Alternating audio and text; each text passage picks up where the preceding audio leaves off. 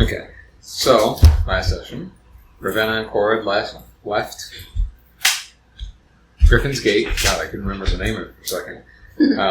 After spending the night there, and went into the nice, wintry tundra of Polar Christ, heading towards the capital city of Frosthearth. Along the way, they ran into a elf that was surrounded by 2 Sabre Cats, where Corrid decided to launch a distracting arrow to help lure it away, wherein Oak, who you later learned to be the elf character, had her own ways of defense, using a bow as well, and had her crow, Knight, help distract the cats a little bit. Ravenna and Corrid joined the fray to take out the Sabre Cats. Ravenna got hit pretty badly. Corrid broke her axe during the fight. But afterwards, you interact with each other. Corrid's interactions with Oak were a little bit more tense, and Ravenna was more friendly. After some talks and everything leading up to the nighttime rest, Ravenna had the moment of asking Corrid if they could keep her and keep her around. You learned a little bit more about Oak, how she knew she got here, and also that she used to not be an elf, look more human, and now she's appearing as an elf, and it's a mystery to her as well. Then the next day on your travels, also Ravenna was annoying Corrid at nighttime before bed again. Was she though? Trying to talk to her through the tent. I think she was just giving very important information. It was very important. So, I guess. On the next day through your travels, there was a wolf pup that approached outside of the wood line, and Corrid approached it, and it tried to tell her that it was hunting her after she can't speak with animals, and she said she was going to eat it, scared it. The parent pup came out to defend.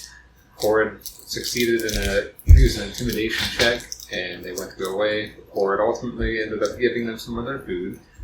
That's when Reinhardt came in on his icy horse and praised Corrid for her actions and asked about what you all were doing, where you were heading, and he said that he was heading towards the capital as well, and he'd be willing to walk with you in that direction.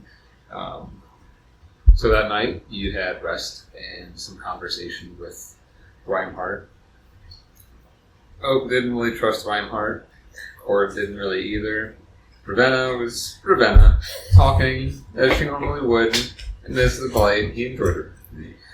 But even so, Corrid let Reinhardt attempt to fix her axe, which seems to be fixed. No harm done, even though it was with magic.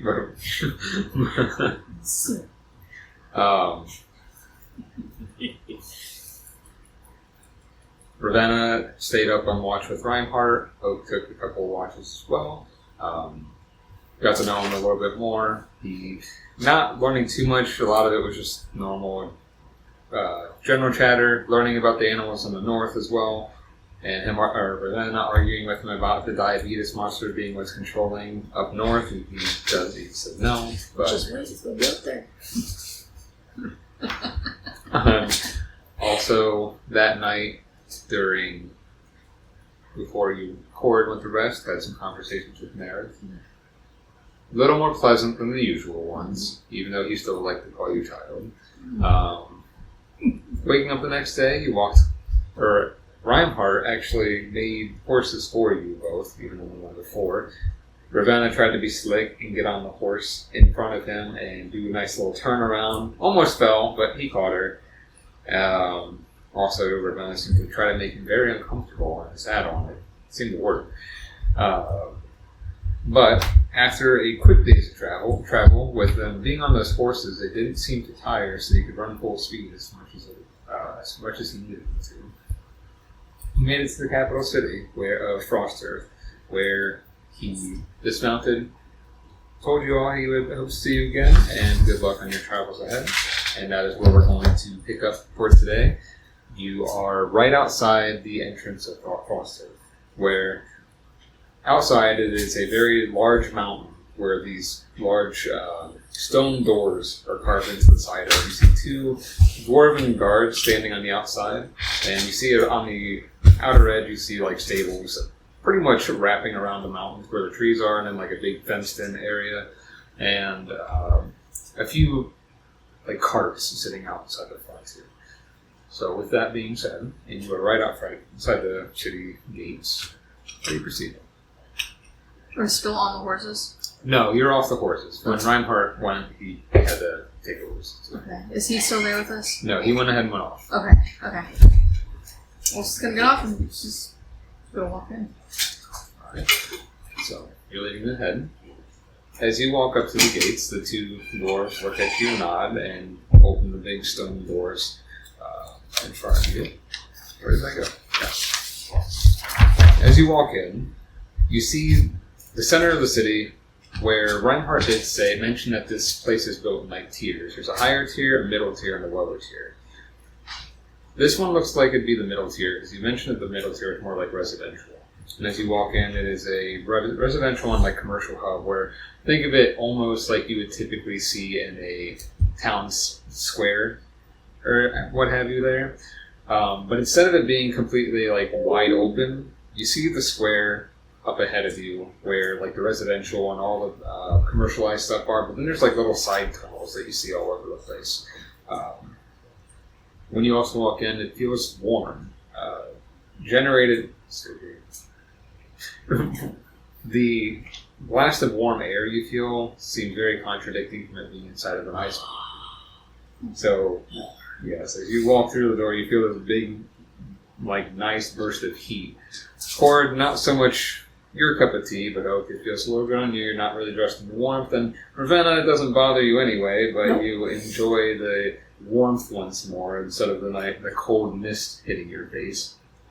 So, as you walk through the gates, see that you're in more of a commercialized center. What do you look for first? Either a clothing shop or like winter garb, or a weapons master, blacksmith, man, woman.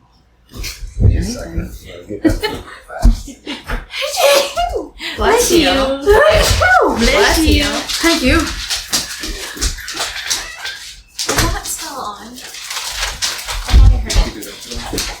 The speaker is not on. Yeah, but I can do it, so you can keep doing this. You sure? Yeah. Ravenna's just gonna stop for a second, and she's gonna find like a step or a chair or something. And she's gonna pop her heels back on. Because are we in flat rock ground now? It is nicely carved. Like the tunnels and the wall, like it's nicely carved in. Obviously, it's not like super high ceilings, but you can tell that it was carved by dwarves and gnomes alike, most likely how good the structure is. She's gonna pop her heels back on because it's been a while. Can you get me one of my drinks while you're in there? Yeah. I think the speaker went off. Oh yeah, because I haven't put music on yet. Thank you. Oh, okay. I didn't know if that was... No, you're fine. I appreciate it, because I forgot to put it on. But you said you were looking for a clothing shop or a smithy of some sort? Yes, whichever one would be closest. Make a perception check. Oofy. Oof. The wind is blowing her hair so hard that she can't see anything. That's gonna be an 8. An 8? Yes. I rolled a 3. So, as you walk into this city, this nice little epicenter for commercialized goods and uses, you see there's a bunch of people walking around, more than you would expect being in a desolate area of cold, but there's a lot of dwarves, gnomes, there's some humans, some elves, kind of walking around in the fray. Corrid, you not being the most keen of being in socialized spaces, it's kind of throwing you for a loop. It's like that overstimulating your brain a bit. You're just like, okay, there's a lot of hustle and bustle going on right now. You don't see anything in particular. A couple of gnomes and dwarves like kind of not like meanly bump into you, but you get like shoulder bumped a little bit here and there, just trying to like get by you as you're just standing and gazing. What would you be doing? Could be standing agape as well. Never been in anything like that. But she thinks she wants to go to like a library or somewhere where there's like books and tomes that maybe she can find some information.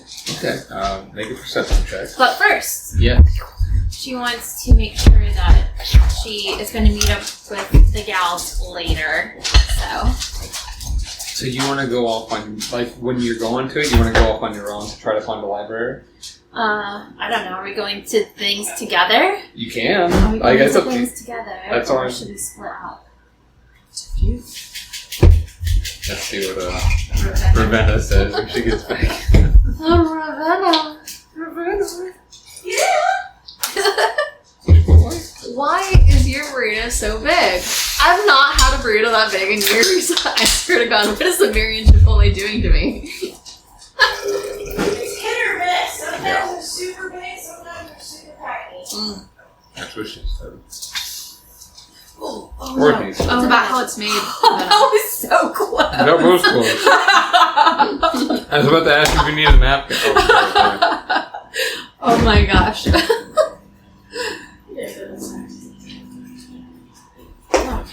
I need glasses. They're actually wrapped good too this time. Nice.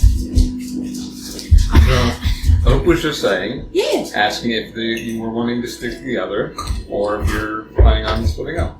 I mean, that's up to y'all. I was just gonna stick with Corrid, I think, because we have to Traveling bring in the. a group might be smarter. Say what? Traveling in a group might be smarter. Oh yeah. Okay. Let's go to your store first, and then we can go to Sidewalk. Okay, so She don't know where she's going. Corrid has a very low perception check. Oh. Can I have one? Can I do one? Make a perception check. Maybe like as she's like skulking, like I'll be like, Yeah. Corrid. She's looking for either a smithy or an outfitter's such thing. 13. Okay. Yeah. As you're looking around, like I was saying to them, it's very busy. Like I said, it's in this like cavernous type thing, so it's not like really wide open. So there's a lot of hustle and bustle, and there's a lot of people. But as you're looking around, you don't see any stores up front that look like it'd be like outright outfitter stores. But you see there are several just normal people walking around. There are guards walking around. But with that also, you do see sign, like a larger sign. Like, you know, the post signs, like where they have like this. And it has more like the tiers thing. It says the upper tier is like the spire, so library, stuff of that nature. The mid tier is the commerce and shops. And then the lower tier is the, where'd it go? Geothermal core, but that also has subterranean fortress. So does that have a "We are here" button? Are we on the first, second, or third level? Oh yeah, so you would be in the middle tier. Like that's Okay, so we're where we need to be for the shops. We just have to find them. Yeah. Well, it looks like we're on the right level. We just gotta go find the shops. So with that, which one would you be wanting to go to first? Probably get the smithy out the way. So you don't see anything specifically in this area for smithy wise. With what you've seen on the sign, the forgers would probably also have the smithies because that's, you know, the forgers make that's it. lower level. So you'd have to go to the lower level to get to the smithy shops. According to that sign right there, I think we have to go down to the first level. Because that's where, like, the manticore is. And where the smithies are at. The thermal core. That sounds like the manticore. I'm like, Let's not go down there then. okay, I get what you're saying. You just threw me for a loop. I was like, oh, okay. But the smithies look like they're down on that first level. I don't know if there's like an elevator in here or something. Maybe. Maybe we could ask somebody where it's at. Yes. Good idea. I don't need no directions. Do you want to try, or do you want to ask for directions? I don't mind asking. Is there any place for garbs? Garbs. Basic carbs. All right. So we'll find a clothing store first. You want to do the clothing store? Yeah, we're gonna find a clothing store first. Okay. Is there anybody like hanging out? There's a lot of people. Yeah. Are you trying to just pinpoint somebody? Yeah, just something. Let's make another perception check for me. Did you say that out loud? Ooh, Oh. 19. 19? Yeah. So as you're kind of just eyeballing, most people are kind of going about their business, and you see a guard just kind of like eyeballing you guys. There's like Ravenna points, so I'm like, oh. Yeah. He walks over. He's got a helm on, just like a leather helm. He looks like he's human, about your height. Yeah. Hi. Hi.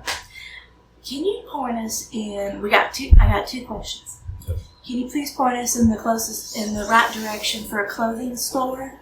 And then also, if we need to get to the lower level or the top level, how do we do that?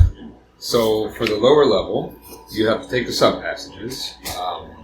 You go past the market space here. There are some ways that lead to like housing and everything, but then there's some that you'll see that go on like a slower decline. They kind of wrap around and go towards the. Will there be signs? Yes. Okay, good. Yes. They'll say on the tunnels for the geothermal core in the subterranean area. That's where you're heading. And then if you're looking to go to the upper, there are the main arteries that you can take the walk up. But there's also the windlass, if you don't mind a quick burst of air, if you will. Oh, What? that might be fun. Windlass. So essentially you walk into this small little chamber and a huge gust of wind just shoots you up. It's like an elevator with no bottom. Yeah, think of it like Willy Wonka when they're flying up the thing, just a lot quicker. You could fly. was really wrong. How long does it take to walk up? Not too long. It takes about 10 minutes maybe. So it's not a How huge often one. does your window fail? Oh, never. The only time we've had incidents is when people are using it for their own stupid activities. Makes sense. So, and that's usually children or teenagers, which is why we don't usually let them take those. They can take the long way around and get some exercise. I want to do that. You can do that. You want to do that? You're going to make me do that by myself. How is it one person at a time, or can you do two at a time? You could fit two if you're, like, I believe you three could probably at least do the two at a time. The three would be pushing it, though.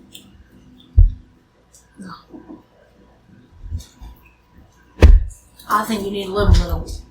I'm always up for an adventure.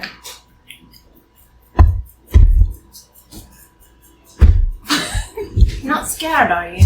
No. With that much meat on the ground? I bet it takes. How long are you flying up there? Oh, it's very quick. It's literally a few seconds. Yeah, see? A couple seconds off the ground. I'll get you a Oh, And she's just gonna go towards one of the tunnels. Wait, are the clothes shops upstairs? I was going to say, Which he was going to be like, what's your second question? Oh! yeah. I'm gonna have for clothes. What's the nearest clothing store that y'all got? As he points over, he's like, that right over there would be the Ice Wolf's Pelt. That would, for leather armors or clothing, they do a little bit of everything. That sounds about right.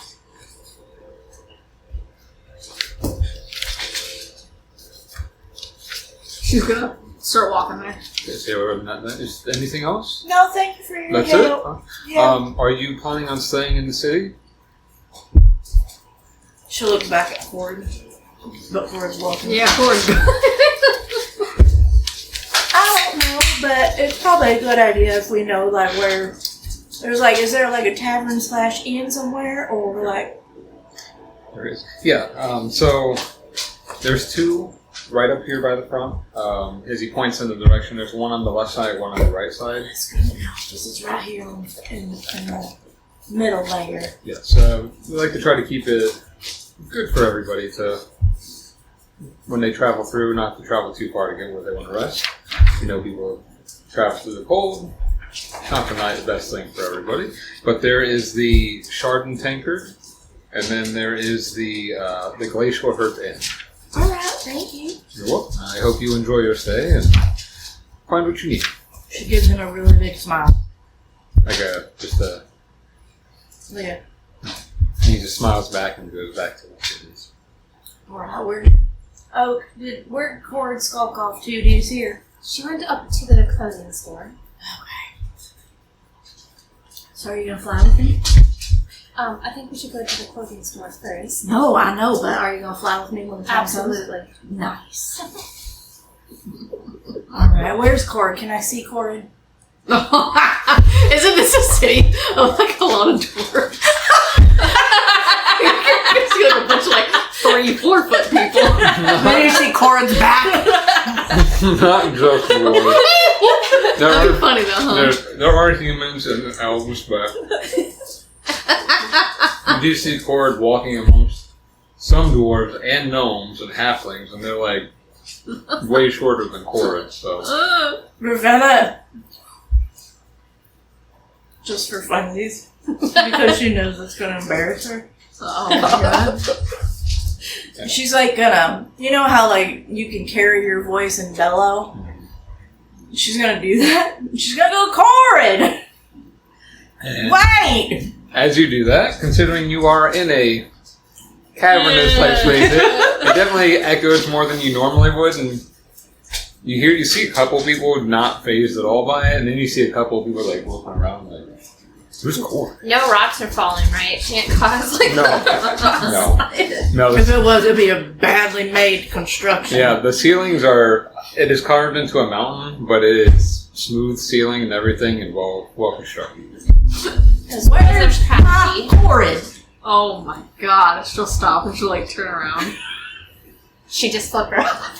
Oh, let's go. There she is. Sigh. Turn around, keep walking.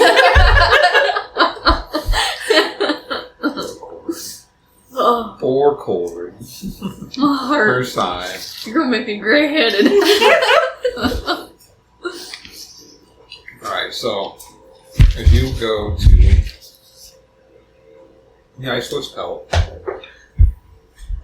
the buildings here are constructed mostly of stone. Some of them have wooden beams to just help support in certain areas. And then you go into this building, the wooden door on it, and you go through.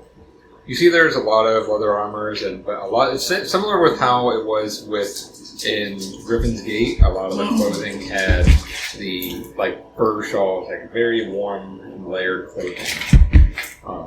You don't see anybody immediately at the counter though. Do I hear anything? Make perception. Yeah. Swear to God, little.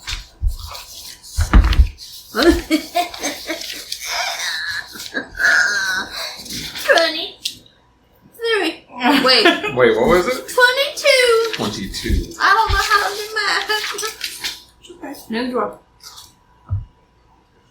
As you're listening in and just trying to hear any rumbling, you just hear some shuffling in the back. No bell came on when the door rang, so it just seems like he probably doesn't know somebody to the door. Is Ravenna in here with me now? Yeah. Yeah, he's missing bell. Ravenna's gonna open the door and she's gonna go, ding dong. She's gonna close the door again. You're gonna make okay. So you say that, and he's just like, "Oh, I'm sorry." He comes out, a very burly human man, probably about just under 6 feet. He's got a big, thick black beard with a few braids in it, and peppered with gray and longer black hair, but slicked back. His stature, if he was shorter, would look like he's a dwarf, but he's not quite. But he's taller, so you can tell he's human. How can I help you? Do you have any cloaks? Cloaks? Yeah. With cloaks, we have tunics. Anything you need. What exactly are you looking for? Like, for warmth, or just for you? I definitely need one Okay. for warmth. Okay.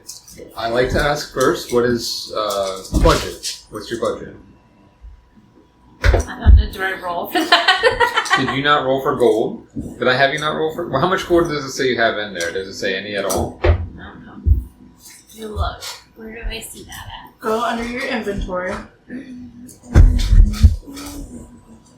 Okay. Click on it. You got 47. 47 gold. I'm 4.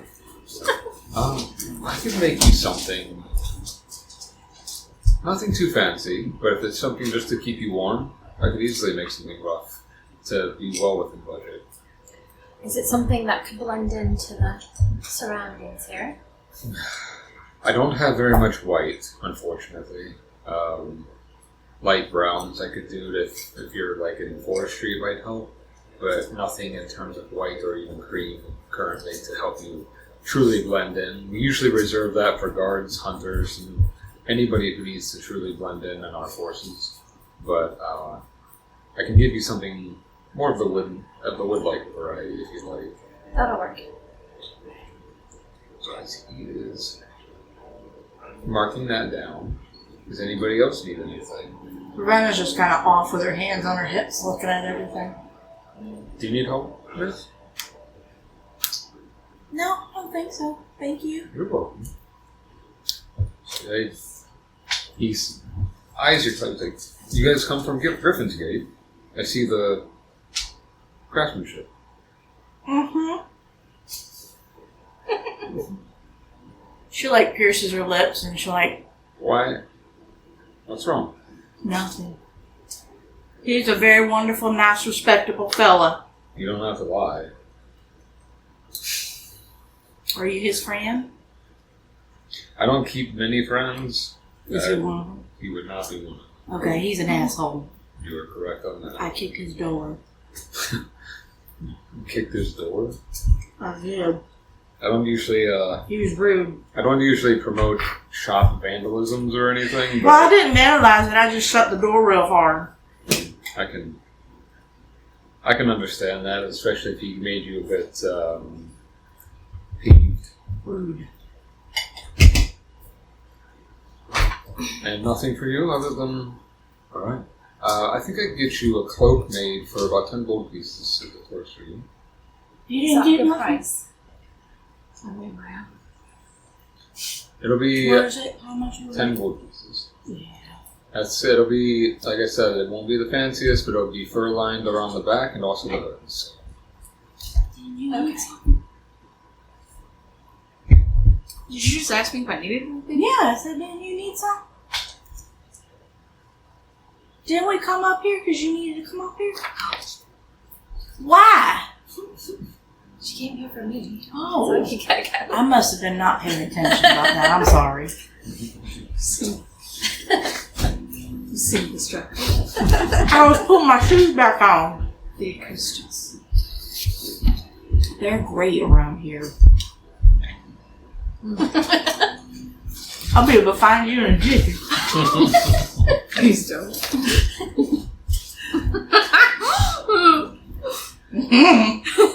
When will the coat, or when will it be ready? Tomorrow morning, you can pick it up. It's an easy one to do. I got some extra materials and everything, the quickly fashion one. It's just, I have other things ahead of it. Okay. So if there's anything else I need to help you with, if not, I'll go ahead and start getting the other things done and working on the quote. I'm alright. Shall we head to the armory? We have to go down for that. Yes. You're looking for the forger, smith, or the core? The man with core. Okay. if you're looking for the forges, yeah, definitely go down below. They do very good work. I don't know if you're looking to have something bought, but I know some of their stuff is a little pricey. Just careful. But their work is top notch.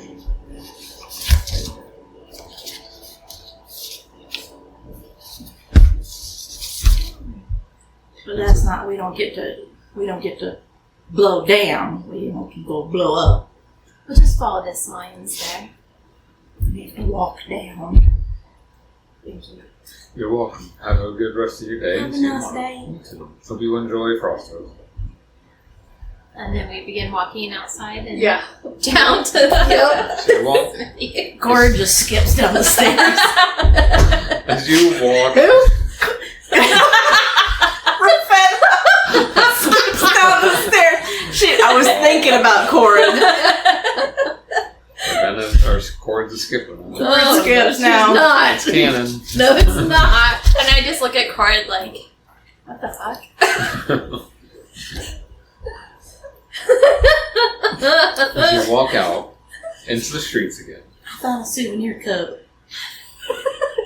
Says Manticore on it. Sorry. Not canon. Not at all. As you go out to the streets again, and then assuming heading towards where the signs to where the subterranean levels were, you find the tunnels, and it's, like I said, it kind of like diverges into split sections, and it'll circle around as you walk down. It's a ramp down more than it is of a step variety, but it's a nice grooved cobblestone type feel, so it's not too slick on feet that may be wet. So as you're walking down into this core area, the heat gets a lot more intense down in this area as you travel down. I know, Corrid. I know. Big huff. But as you get down in there, it doesn't open up into one large space. You're like funneling into different like tunnels, and the tunnels you are like about 13 feet across. So you can walk 2 by 2 if you wanted to, but most of the time you see people are walking through. They're kind of like one going one way and one going the other direction. This air is very thick. Steamy, and it also has a heavy sulfur smell down here as you're walking into the tunnels. But as you're walking deeper in, you can hear almost like the constant clang of hammers echoing through the tunnelway, so it'd be easy to follow to find where the fortress would be. So, as you're following through, make a perception check if you're leading. Big gun! Wait. Oh, I'm 11. 11? That's better than last time. So they are. So as you walk down the tunnelway, and you see that there are 3 branching off pieces. Each section has a clanging of hammers, but then you see signs on each one, on the pathways, pointing to a different direction. One of them says the Hearthstone Anvil. One says Cinderwing's Legacy, and one says Frostplate and Mail. Frostplate and what? And Mail, like M-A-I-E, or M-A-I-L. Probably go to the, what was the first one? There's the Hearthstone Anvil. That one. Okay, so you walk to the Hearthstone Anvil. Let me get the right person here. Hey, where'd he go? Okay. So as you walk down this tunnelway, and then as you get deeper in, the warmth gets a little more intense as you get to where the shop would be, and you see not far off from it, and there's this section off of carved off space. There's this huge heated core that's almost contained within a metal contraption of some sort. It's very large, but it seems like that's where they get a lot of their heat to work with all this metal, and also possibly what's helping keep this place warm. But you see the building, and you see a couple of the, looks like helper people, like the apprentice blacksmiths, outside doing the rock type work, and then there's the doorway to go into. You head in, and you see not a like super fancy smithy. This one looks like it's kind of like what you would see like a mid-tier one. It's like not too high end, but not too low end either. Okay. Seems perfect. I like that. She might also like maybe like shrug off one of her shawl things. She's getting too A hot. little bit. I don't know what's worse. The swamp or this. Do you want me to carry that? Is there anybody behind? At the moment, no, but you do look in the back and you see somebody working on, like, you have, like, the smelting station, and then you see there's an anvil and everything. You see this very thick, burly dwarf just, like, hammering away at something on the anvil. Very similar hair color to the guy you just seen, but it's a lot longer, more gray, and you just, like, he's really focusing on work right now and not paying attention to the counter. One of the smaller gnomes that were outside helping, come in, is like, oh, do you need help? How good are you attending to weapons? Repairing? Yes. That's actually what Mr. Stonehand specializes in. I'm assuming that's him back then. Oh, yes, you want me to get him? He, like, just goes around the counter, and you see him, like, kind of poking his back. And then he like, looks at it, he's like, wipes his hand because it's all sweaty. Because, as he turns around, he's not wearing a shirt, he's wearing, like, just, like, leather straps and, like, a halter on one side. You got a picture of that NPC over there? I do. I actually have a picture of the other guy, too. But I forgot to... Maybe. Where'd he go? Oh. He's watched him. That's right. He's an older man. As he turns around, She's like, hello, Daddy. as he turns around, those big, thick eyebrows are is covered in soot. And he definitely looks like he's older, even for like a dwarf would be. And he's kind of like starts wiping his hands, no gloves, no nothing, like for protection or anything. As he walks up. How can I help you? And I'm assuming there were like things on the walls, like swords or anything. Like there's some things on the walls, but doesn't seem like there's too much in terms of sale here. Mm-hmm. But from what the gnome said, it seems like he deals mostly in repairs of like items and stuff. So it's actually the perfect place for myself. Word of mouth is that you're good at what you do. I would like to say I'm the best repair person here. Could you take a look at this axe? She'll like hand it over. Have you dealt with magic? Magic? I mean, most have. I don't make things with magic, but I've dealt with it before. Weapons infused with it? Oh, yeah. Again, never made them, but I've worked with people to have that happen. Why, is there something... I'm just like another opinion. He's like looking at it. What's wrong with it? Specifically the handle on the end. I mean, I noticed it was cracked at one point. So is that it? Because it's like, he's looking at his... So where Reinhardt fixed it, it's not like icy blue, but there's like a blue hue to it because of how his magic is. Mm-hmm. He's like, somebody repaired it, looks like it's mending. So it's fine. Is that what you're worried about? No, it's... And he like, not hard, but like knocks it on the counter. Like just the butt of it, or the handle of it. Like, and he shows you, like, see, it's sturdy. Is it the imperfection that bothers you, or is it just you were worried that somebody did something to it? I just don't trust it. I'd rather have natural hands working. I can appreciate that. It is sturdy. It doesn't look like it's gonna, unless something happens again, break anytime soon. It's very finely made. So he hands it back to you. She'll take it. Is there anything else you needed help with? She'll look at you guys. Do I need more arrows? Or am I good? How many did you use last time? That is one thing to make sure you guys track your arrows, because I do arrow tracking. I think you only shot twice? last time, maybe 2 or 3 times. But just mark 2 off.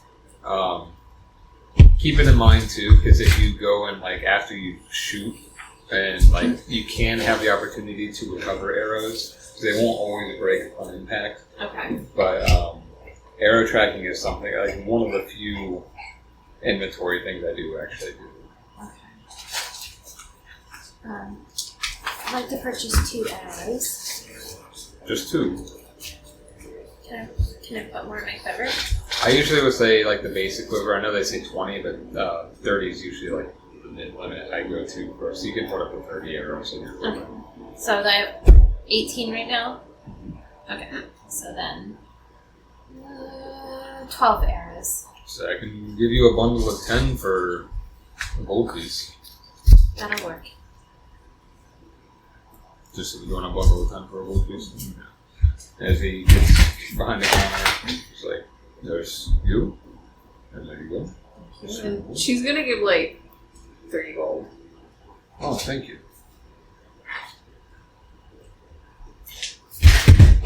Suppose now I have to do that too. No, okay. For the end. Damn sharp in here. Yeah, absolutely. She gets in her back leathers and she spins her crombits and she shows them. Do you think these are due for a sharpen? Grab some. I've not quite seen daggers like these. These are interesting. I like them. I do too. Very tactile. I can get very quick. Slice and stab. Yeah. So he's looking at you, you see him run his finger across. When he runs his finger across the blade, you can kind of hear the scrape of his calloused fingers going across it.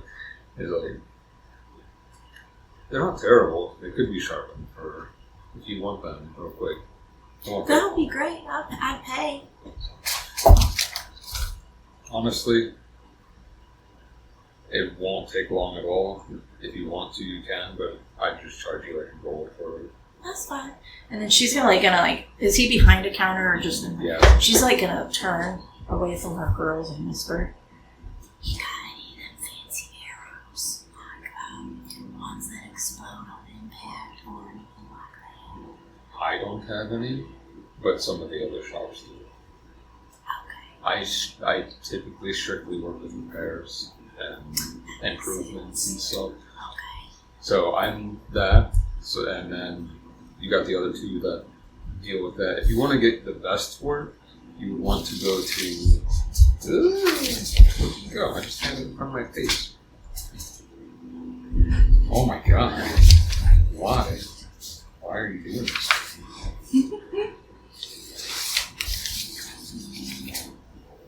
It disappeared. It's fine. It's fine. It disappeared. Because I'll be coming back. It's fine. It disappeared.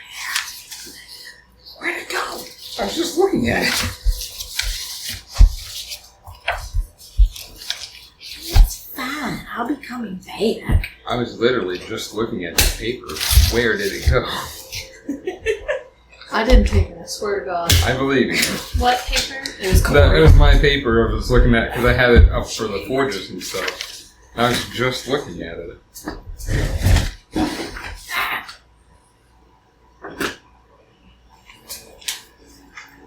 Anywho, there's the Cinder Forge, and then there's the other one. That would be the Cinder Forge is the one that has the highest quality, and more likely Cinder Forge. the more likely to have the specialized equipment. Good God, there it is. I put it underneath for some reason. The Cinderwings Legacy. Cinderwings. Now, Aaliyah runs the Cinderwings Legacy. Magnificent at what she does. She is a master smith, being as young as she is. Not mean, but she definitely is very driven. So keep that in mind. I like to warn people ahead of time that she's not being rude, but she takes a lot of pride in her work. Let's put it that way. Right. Okay, that's good to know. That's good to know. And then, are there ways to sharpen maces? Most maces wouldn't need to be sharpened because they're bludgeoning weapons. Okay. But if you wanted yours to, like, I know you wanted yours to be more bladed, like, you can get it. But you haven't really used yours a lot to need to have sharpened. She's anticipating. Here. Yeah. So, I mean, are you asking him? She'll go ahead and she's gonna like reach behind and then she's gonna be like, "Do you feel like this needs sharpened?" I don't think so. Alright. I think it does. Would do good, especially with the trained mace having that kind of velocity. Well, thank you. I value your opinion, so I won't worry about it right now. If that is all for you, then I hope you have a good day. Hopefully you find what you need at Cinderwing's Legacy. Want me to come back? No, he's done. Oh! He was she'll doing- go ahead and she'll throw him in a gold. He was doing it while he was talking to you. Oh, He got nice. like a whetstone out or something. Okay. No.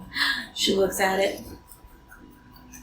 So good. And she like does this awesome like move and then puts it back in her holster. I said I won't make you do anything. I won't pull a Robin Hood Men in Tights. Don't you dare.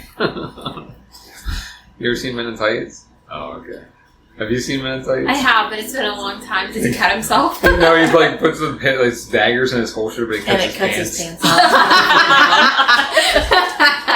It's silly. It is, but it's hilarious. That's a really good movie. It Alright, well, I have to do that. So, after that, you wanted to head to Cinderwing's Legacy then? Or did you want to wait? I'll wait. Okay. So what is the next? You've talked to this, you got your, talked to him, you got your stuff. What is your next thing you wanted to do? What time of day is it? It would be probably close to evening because you guys rode to the night. Should we go up and reserve a room? I'll go to the library. We can reserve a room and then go to the library and get some food.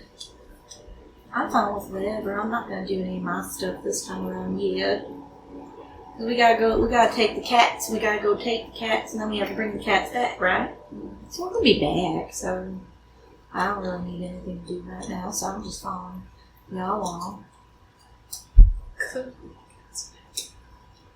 Now we're gonna have to give the cats back, Corrid. But you know how scary it would be, all of us coming up on 3 cats? You have me, and then you up front, and then we would have Oak, and it's like, people wouldn't know what to do. Scare the britches off them. You're talking about cats. Yeah. Like, not like Sabre Cats, but like they're other cats. What are Is they? it basically what we were fighting out in the woods? Kinda, yeah. It's like another form of cat, but it's not like the Sabre Cat. Did you say that you have them? We have to get them. Okay. Yeah. And it's kind of like, we're going to rent them. And then we're going to go up to that candy castle with the diabetes monster with. And then we have to bring them back. Interesting. She's not smiling. She gives the biggest shitty grin that she can muster up. So, I'm fine doing whatever y'all need to do because I don't really need to do anything until like we get back. Okay. I don't want anything to shift my goal right now. Your what? My goal right now. Your go? My goal. Goal. So you have to take the cats somewhere here. Yeah, we rent them here, and then we are gonna ride them to Candy Castle. Do whatever it is that we need to do up there, and maybe find a thing or two, and then we have to come back down and put the cats back. Right? You. So are we going to get them in the morning then? Or do you want to get them this evening and put them in the room with us? I have a feeling we're gonna have to do it in the morning because I bet they're big cats. while you guys are talking, I'm going to pull up and show you what they look like. You don't just sleep with your pet. Now listen. Should be warm. It's nice and warm with that manticore in here. Even warmer. You're gonna try and get me all perverted. That's not. It doesn't happen until after dinner. Right, you would have seen some walking in by where the stables were, and then this is also kind of what the ones that you guys fought look like. That's how big they are. Oh, yeah, that's not even going to fit in the room. Yep. It's a big old cat. So. I say we go round room, and then I can go for the library, and we can get some food. Or do we stop food that we should be eating? No, we get food here. Okay. The rations are for outside. Well, not rations, but we got some good meats because you guys got some Sabre Cat meats. I still got a little bit of my mammoth meat. Which probably about 2 more days on those. Yeah, I still have time. Just letting you know. Before it starts getting... I haven't got to the tavern yet, so maybe they have other meats. Just Listen here, random NPC. I wasn't talking to you. I'm saying, so you don't get it, like, there's no sustenance to this anymore. Well, I guess. The Well, little we can- conscience on We my... can feed them to the Sabre Cats. Yeah, the little conscience on my shoulder says the meat's only probably got about like 2 more days. So... I'll show you a conscience on it. So... Like night. Exactly. So I might have to eat some meats. So it doesn't go to waste. Good thing you don't cook it.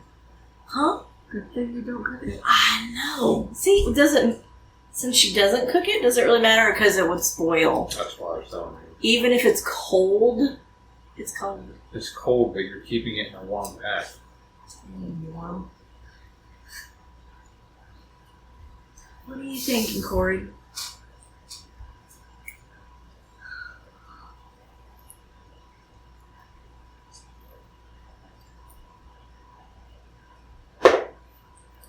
Let's go get that room.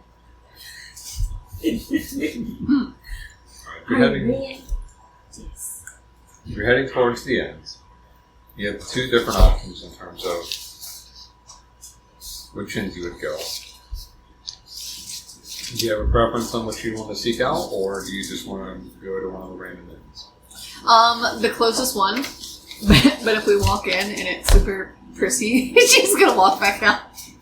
I would imagine that the shard and tankard would probably be cheaper than the glacier curve inn. Which Maybe.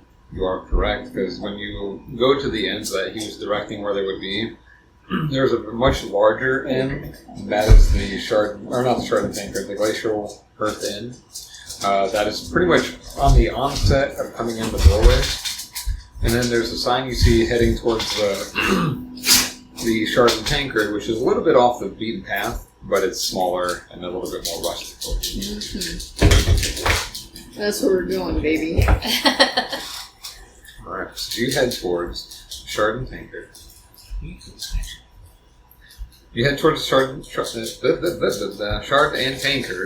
and you walk in. Like I said, it definitely looks a lot more rustic than on the outside, even than the other one. And when you walk in, it's got that like nice earthly glow.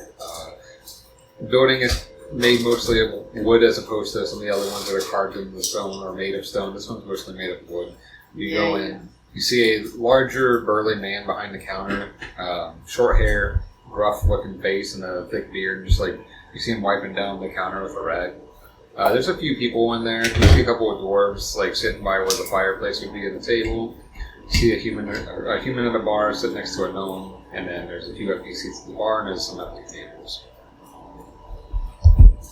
Walking up to the bar.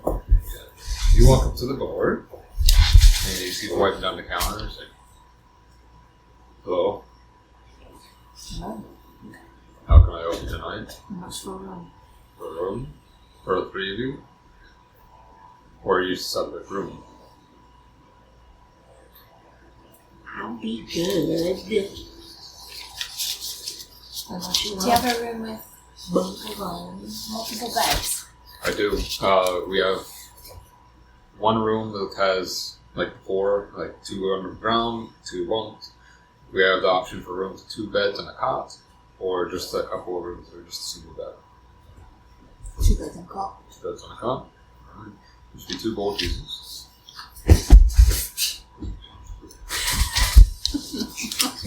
As he takes the gold, he starts to finish wiping down the counter, goes down, hands you the key. There you go. You ready? So you know anything? Well, eventually I imagine we're coming down here for food, right? You don't want to indulge in a glass of wine?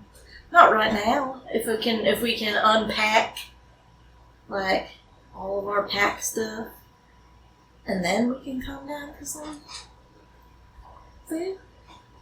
You want to carry all this stuff while we eat? I want to keep my things with me. That's understandable. It's fine. This is the barmaid. Oh, hello. I bet you he's a real gentle lover. I bet he is.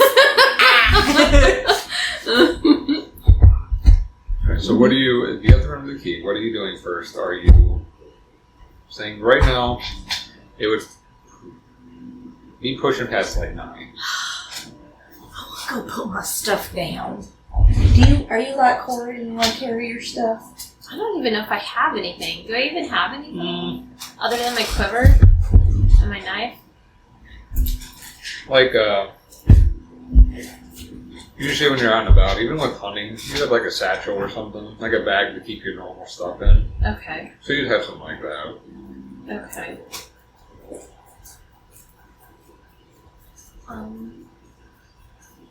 Can I put pouch on here? Is that what it would be? A pouch? Usually everybody starts off with at least like a backpack or like a sack, so Oh, can I mark that on here then?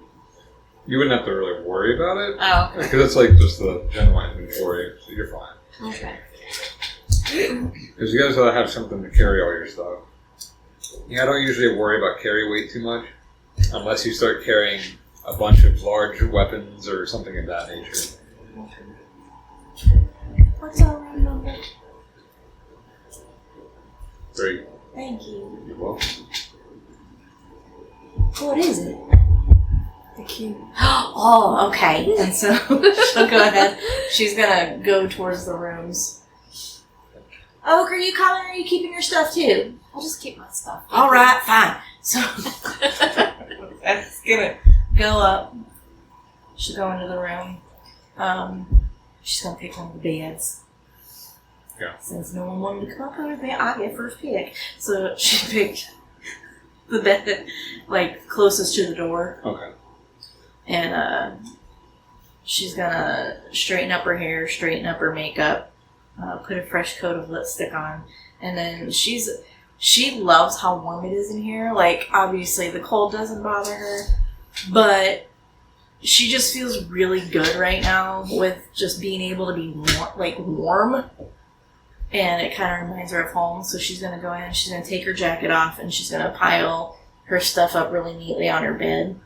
And then she's gonna shut the door, lock it, and walk back down.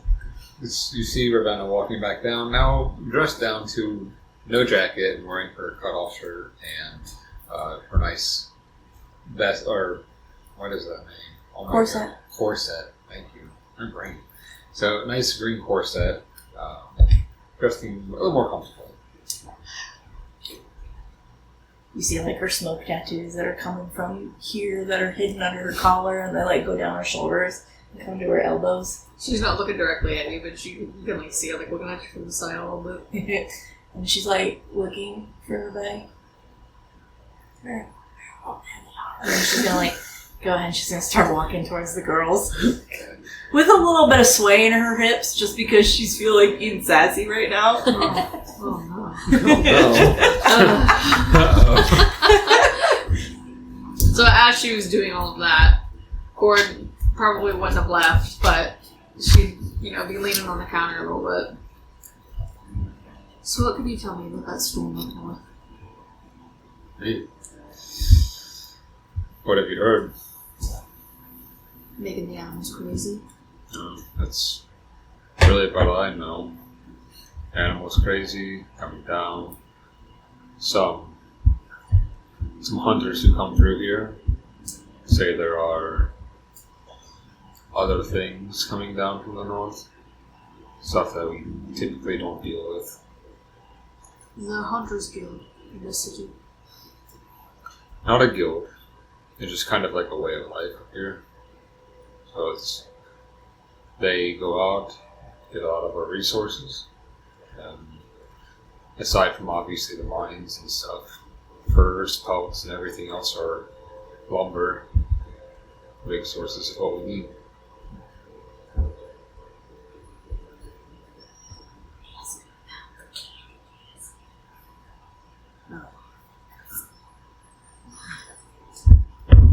If you want to ask her about the Candy Castle, be my guest.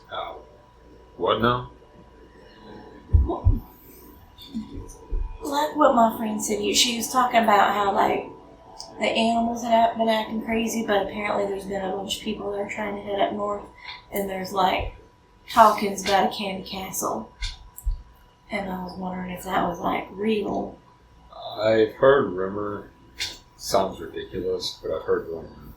Has anyone seen it? Not that I'm aware of. Okay. I haven't talked to Marith for a while, and like Ravenna kind of like leans over and like stares at your forehead for a minute, and she like wiggles her eyebrows. No.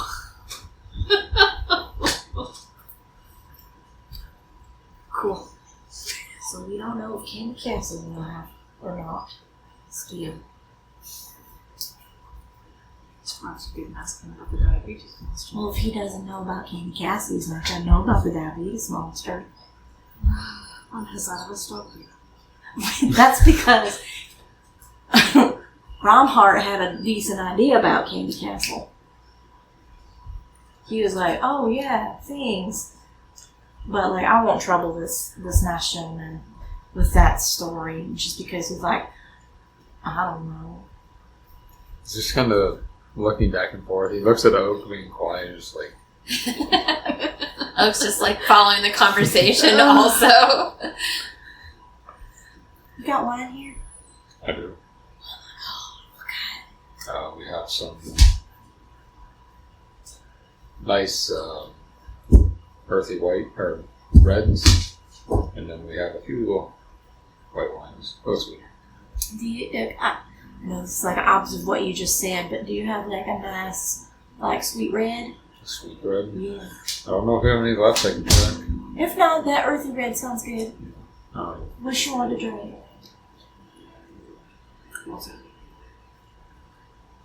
A water and an ale, please. I'll also have water. And then a water, and then do you like ale or mead? Oh, I'll just stick with water. Thank you. I think she's a mead girl, so I'm gonna grab her a mead. He goes back to check under, like in his stock and inventory. As he's back there, it starts to get a little bit more like louder in here as people start walking in. You look at them as they come in. There's several dwarves and gnomes and humans that are coming through, and they are all covered in like soot and stuff. It seems like these are a lot of people just getting off their like out of the forges and everything, and getting like them out of the mines. Hard work, and like this is like the working class kind of bar. So they're coming in, going, finding their seats, going to the bar, getting their drink, and getting ready to get their drinks and everything. Do we need to find a table? Or do we just want to stand there at the bar? Do they serve food here? You see some people who are eating when you came in, so yeah. We can get a table and eat some food. Alright, Would we have time to go to the library tomorrow? If we don't go on the travels.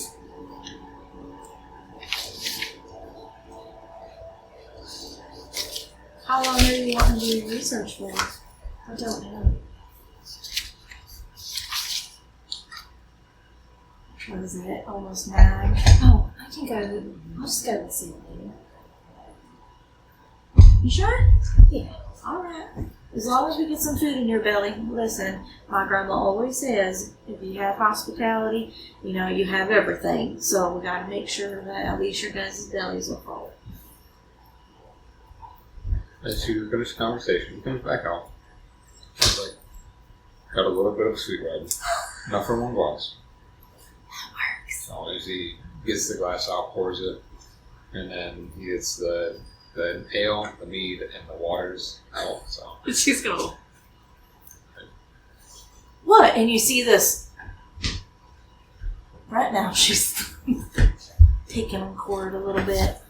She's gonna, like, grab her wine in one hand, and she's gonna somehow, you have no idea how, because she has, like, her tiny hands, but somehow with this amazing grace, she picks up the water in one hand and the wine glass in the other, and the 2 steins in the other, and then she just walks to a table.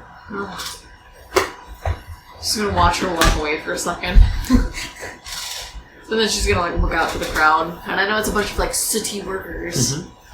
Before that, did you notice anybody that looked like they could have been a hunter, or like anybody who looks like 1%. man? That's not good.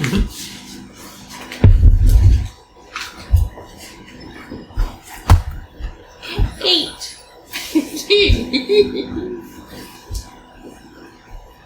Nobody that really looks like outwardly like they would be hunters. The people you've seen them before didn't look like. They look like normal people you might see walking around the town usually. Okay. Well, what if she just sits down and drinks her ale for a while and Keeps an eye out. watches? Alright. I'll keep that in mind. Okay. And Ravenna will attempt to listen to with her immaculate hearing. Anything else to keep an eye out for, or just kind of enjoying the... Oka is just thinking she needs to get to the library and see if she can find any information, and so she's like trying to hurry up and eat her food and drink her water and tankard of ale in that order. I feel we're gonna be here for a minute if you want us to like hold your food. I'll finish eating, and then I will go to the library and do some research. Alright. What are you looking for? Just trying to find any information that may help me find out who I am. Maybe they have a book of oak.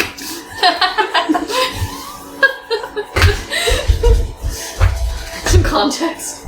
And another campaign, here's a book of gourd.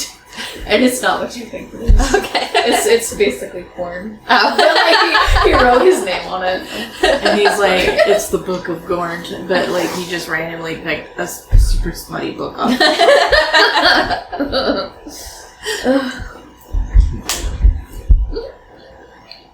You'd always take your food with you. Can you eat in the library? I mean, What are they gonna say? don't eat in the library. Sorry. Oaks.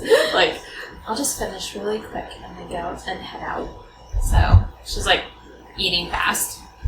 She's just what's this? What are the tables like? Are they like booths? There's a couple of booths. Would you have picked a booth? If you That's all Ravenna. Ravenna would have picked a booth, and she would have She's sat. the booth lady. She is a booth lady, and she would have sat herself like on the inside, and then depending on if anybody wanted to sit beside her. Yeah, the booths are not like the super cushy ones, but just solid wood and just a typical long table, like a wooden table.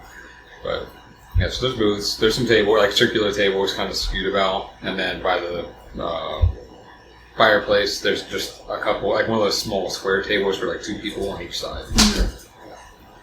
I'm assuming she probably would have been sitting opposite of you. She's just drinking her own, just like watching. Not glaring, just watching. Fenna's just sitting straight up with her wine glass, silently judging, but she's like, she's hungry, it's alright. She's a hungry little girl. Okay. So she finished eating then. Yeah, so as soon as you're done, you want to go to the library? Yeah. Okay. So, you finish. You go right to the library.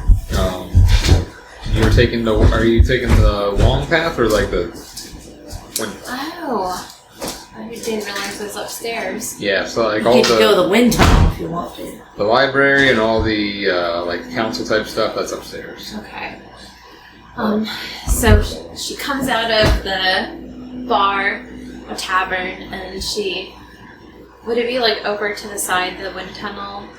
Not quite sure where it's at yet. You're gonna, cause you'd have to kind of look around for it because you haven't found it yet. Okay. Do I see like where the path is going up? Make a perception check. Okay. I'm gonna use my new dice now. Yay. Yes! Okay, and perception's with the 20, right? Yes.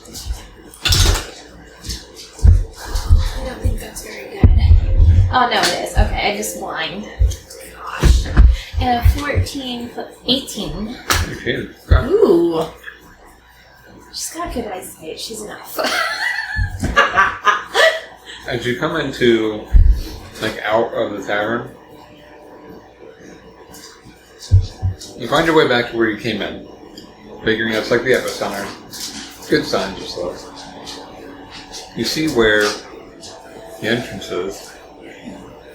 That there is signpostings directing you in the different directions. So, when you go back into the main center, like the city center part, there's a split section that goes like in the middle, like almost like an intersection. And if you go to the left or the right side, they'll take you both ways to either the ramps to the upper spire, or you can find the wind tunnels in that section. Okay. So She will go to the wind tunnel. So as you walk down this intersection path towards where the signs are pointing, and you see a couple other signs saying like wind tunnels this way, and one of them says particularly like this side will lead you to the library, and the other side will lead you towards like the other place. So as you head towards the wind tunnel, you see there are several like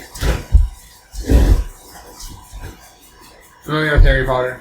Mm-hmm. You know, like in the grand, like whatever it's called, where the dining room. not the dining room, but like that big the magic chamber, whatever it is, not the secrets, but the one where like all the government officials go. I always forget what it's called. Oh, the magical Ministry or whatever. Yeah. So there's that hallway where there's like the chambers where they step into. Similar where they have like little side chambers, but instead you see when somebody comes up, there's like shoots up. There's a guard at each one. So as you walk up, you see there's guards in front of each thing. They're just kind of standing there looking forward. Okay. So she'll approach one of the guards and say, "I've never been here before. How do I do this exactly?" Step in, turn and face out, and then we'll give the command to go up, and we'll get go. Just be ready. Don't freak out.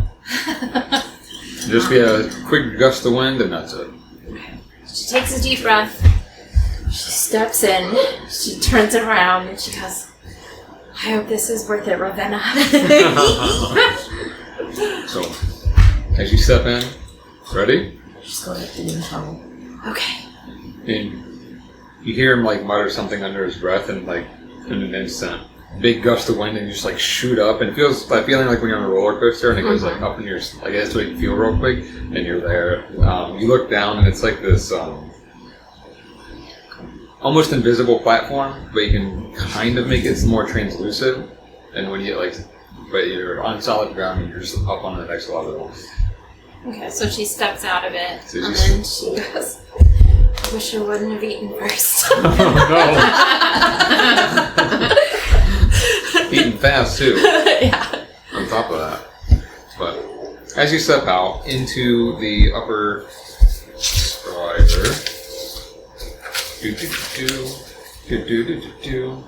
it is. When you get up into this level, the cold kind of returns a little bit. the heat from that geothermal core does not reach up here as much, so you get that bite of the chill on the air again. Not near as bad as being outside, but it's still colder up here than where you were. But the air is much cleaner up here too. It's crisp. It feels like it's almost like you're being outside, but not quite. As you look up here, the building structures are more immaculate. Like the stone carving of the ones that are made of stone are much more elaborate and carved. You can tell like where this definitely would be like the upper echelon for this place of more of the rich or the well-learned. With you looking for the library, not far off, you see this, I wouldn't say tower, but almost like a spire-like building. It's circular, but it's attached to another, like a square one as well. And it's got the, Frosthearth library right on the side of it, so you know there it is. Okay. So she just walks down the street, goes to the library, and then once inside, she just immediately starts kind of looking through the books and the tomes and trying to see if there's anything that kind of like speaks to her. Make an investigation check. Is that also the D20? Mm-hmm. Yes. Yep. All checks will be with the D20. Okay. 11. So, as you're looking through, I know you're looking for ones that speak to you, but there's a lot of books. A lot of books to thumb through. What, in particular, titles would you be looking for? Like, it doesn't have to be like a specific title, but just keywords. I think she'd be looking for something that, like, talks about changing from... I think she's thinking, like, I need to figure out, what does it mean that I changed from human to elf? Has this ever been done before? It's like transmutation type magic or something like that. Yeah. With that check, not finding a whole lot in terms of that kind of magic just by looking. Now, there was a library clerk that you bypassed when walking in. So if you want to try to have help finding stuff, you can always ask. Okay. Yeah, so if she hasn't found anything, she'll breathe like a frustrated sigh and then walk up to the librarian and ask her if there's any books on transmutation. Well, we have several. Are you looking for advanced or more intermediate, beginner? Just basic lower, like learning of it? I think basic learning of it and how it works. She steps from behind the counter. She's older, but not like decrepit old or anything. So she walks and is looking. She grabs and pulls it down. Here. It's not kid-friendly in a bad way, but this is the one we give to a lot of the beginner students trying to learn transmutation. So, she gives you that. I'll let you choose between investigation or brain. Not really. Arcana on which one to read the book and what you're going to take away from it. What is Arcana? Arcana is concerning magic type qualities, but you're reading the book, so I'm giving you the option to either roll Arcana or Investigation to see what bonus you have, to see what information you get from the book. They're both 0, so it doesn't really matter. What would be cooler? So Arcana sounds cooler. think of it in a way that you're studying it then. That's another thing that's why I ask it's important, because it depends on what you do. So like when I'm asking you if you're going to do a perception check or a survival check, it may be on your bonus, but it's different on how you're doing it. Perception, you're looking, but survival, you're gleaming things from the environment and the land and really tracking as opposed to just looking. So if you're wanting to really know the magical essence of it, or you're trying to figure that out, Arcana. Okay. If you're really just trying to get as much information to uphold up here, then Investigation. Could she do Investigation and then Arcana? No, just kidding. Just one for the first time through. Yeah. I don't think she knows anything about it, so probably Investigation, just to figure. Well, no, Arcana. Arcana? Or for Arcana check then. Very good. Natural 20. Oh! Okay. Alright, keep that going. So, you're gonna spend, how long are you gonna spend reading this book? Well, she doesn't have to sleep much, so I think she can burn the midnight oil till, I don't know, like 1 o'clock or something, 1 or 2. Yeah, you don't have to do, you'd only need 4 hours of rest until you like to actually be well rested. So by the time that's done, then we'll go through what you learned in the book. We'll jump back to the tavern, to where Ravenna and Corrid are sitting in the booth. What time is it? Right now, you guys got in the bar about 9-ish. So, Oak ate pretty quickly, so it'd be about 9:30. Okay. So you're good too long. And did I notice anybody particularly hunterish? Not yet. No? Damn. She's just gonna nurse her ale that she didn't ask for. But she's drinking. Yes, she is. Yeah. Not gonna turn down free things. Ravenna's just kind of sitting back and she's just kind of like swirling her wine and just taking little sips. What is it called?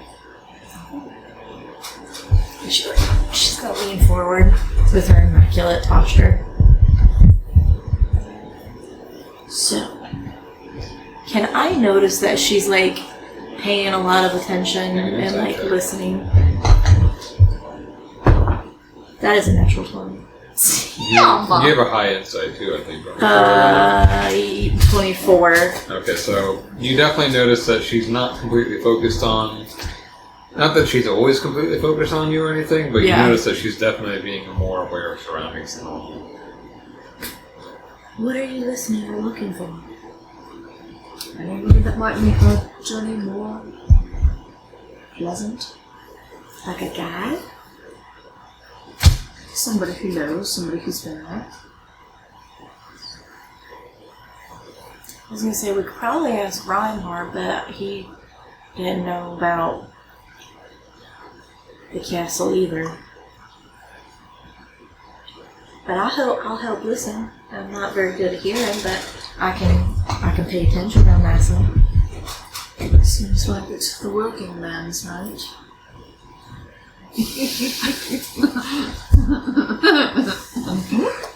She didn't necessarily say it with disdain. There's a lot of dirty men. Don't you say that? No. I was like, wow. Ravenna kind of like. So she's like smelling her wine. You see her like swirl, sniff, and sip. One thing that's kind of like a negative feature about having bad hearing is that the other senses are a little bit higher. Right now, it smells hot in here, and not like in a good way. Kind of like that hot and like sweaty. Is that why you're sniffing the drink? Yeah. It's really strong. It's really strong. So the smell of the wine kind of like calms that smell down. You don't have to stay down here. Well, I ain't leaving you by yourself. Why would I want to go up there and be by myself and do what? Prissy things? I like your company. This way. Make perception check. Corrid. Be good. You might go in jail. You're going to jail. Going to jail. 9! Baby jail. You're done. You said, were you helping, you said? I'll allow you to either roll with advantage or Ravenna, you can make your own check. Or what? Or Ravenna can make her own check if she's helping. What you want? I have a +2 to my perception. Well, so I have a plus go one. ahead and let's Corrid roll with advantage. Such.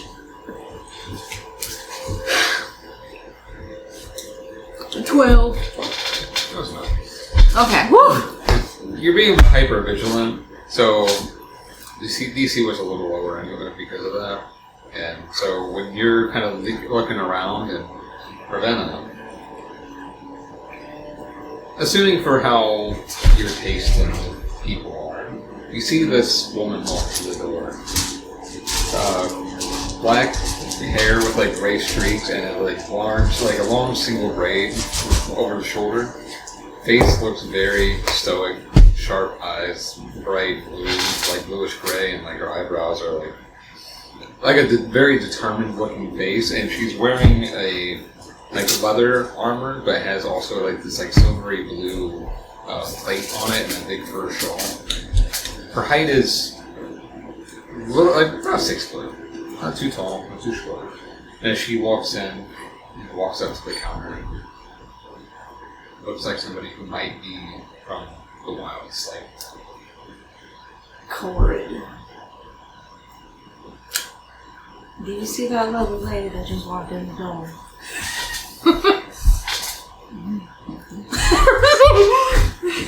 She kind of has like an appreciative look in her eyes.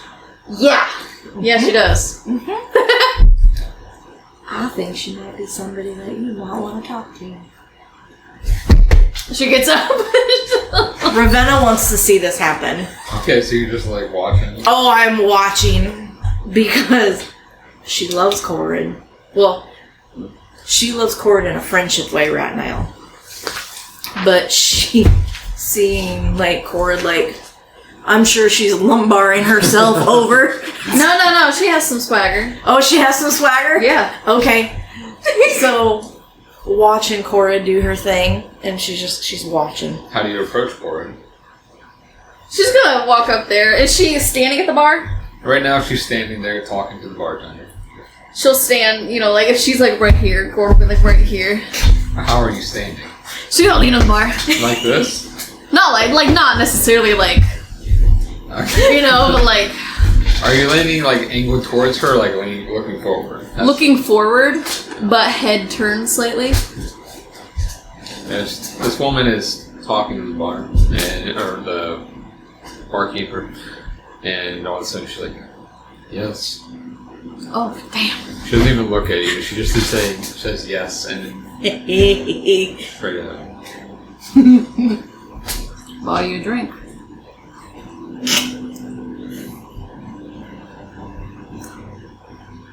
It's very forward of you. Friendly. Sure, why not? Alright. And the bartender, whatever she wants. Hopefully, God, please. It's like, Please let it be wine. Don't make me broke. Please let it be wine. It'll be 100 gold. that's She orders that like really expensive champagne. the most expensive thing. As you say that, the barkeep looks at her. You see the look like, give me the special. Damn. What's that? As she sits down on the bar stool. So, Oh.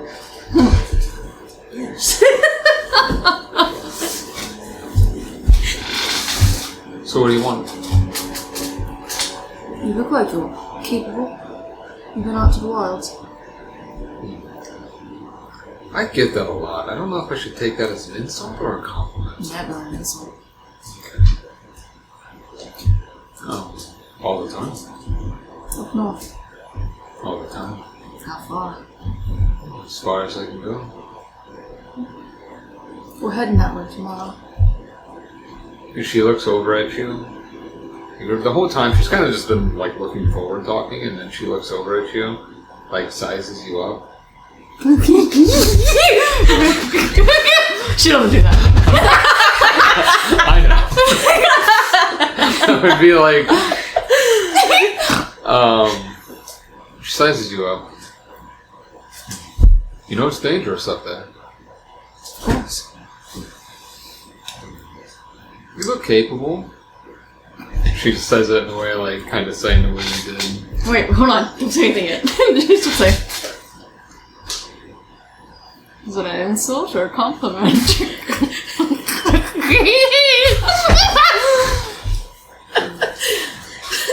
Not an insult. I'd probably alter a few things that you're wearing, but not an insult. How so? Oh no. You don't look very armored up enough, I guess. I'm not saying heavy armor, but as she, like, points to hers, like, light but protected. Yes. So, you going alone? I've got some capable people with me. She's the woman you were sitting with in the booth. How could you know? How did you guess? No. I make it a point to memorize your room before I walk in. She kind of looks at you. You're paying attention, right? Oh yeah, Ravenna's just kind of like, you know how like you can like lean in a booth, but she's kind of like leaning. She's still just kind of, she has her wine glass out, so she's watching. Because I'm making sure Corrid's okay. As you're watching, you see this woman look back and just look forward. Quite the opposite. Opposites do attract. Your girlfriend. I don't mix business and pleasure.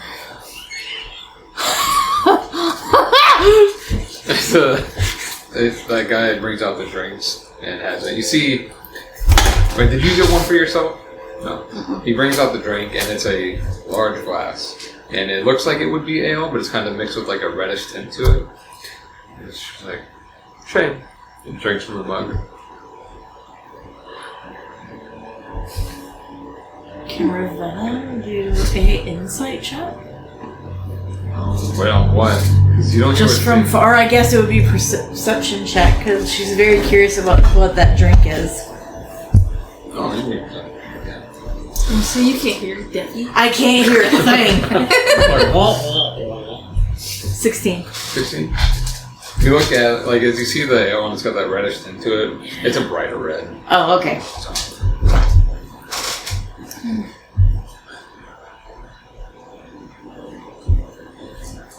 So what was the reason that you wanted to buy me a drink?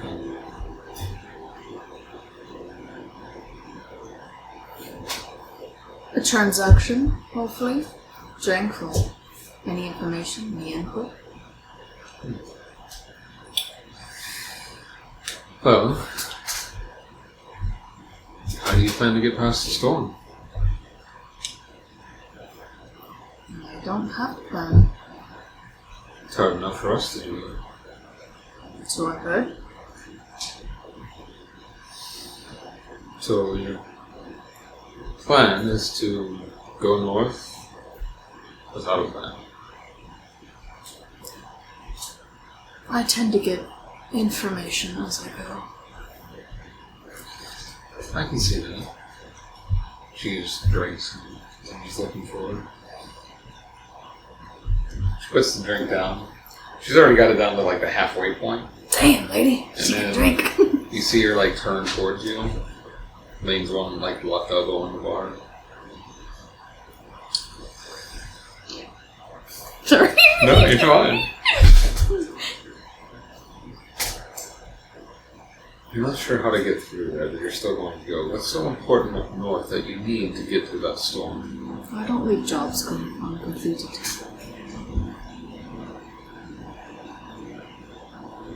Do you mind me asking what your job is? I'm true enlightened. Right. Not the first person who's been wanting to do that. So I've heard. A lot of things. Treasure hunter? If I could tell you, I would. No.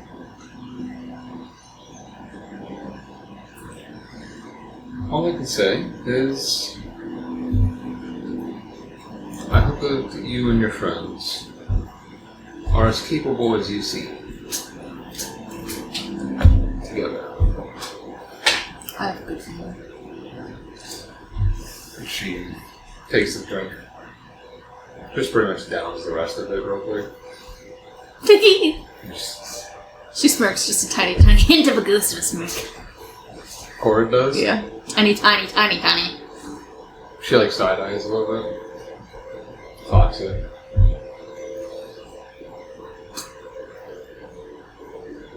You do realize that we can't even fly through that, right? Yes. Good thing we're renting Sabre Cats and not flying notes. Funny thing. I was curious. Reinhardt told me about you. The three of you. He gets around, huh? And his boss.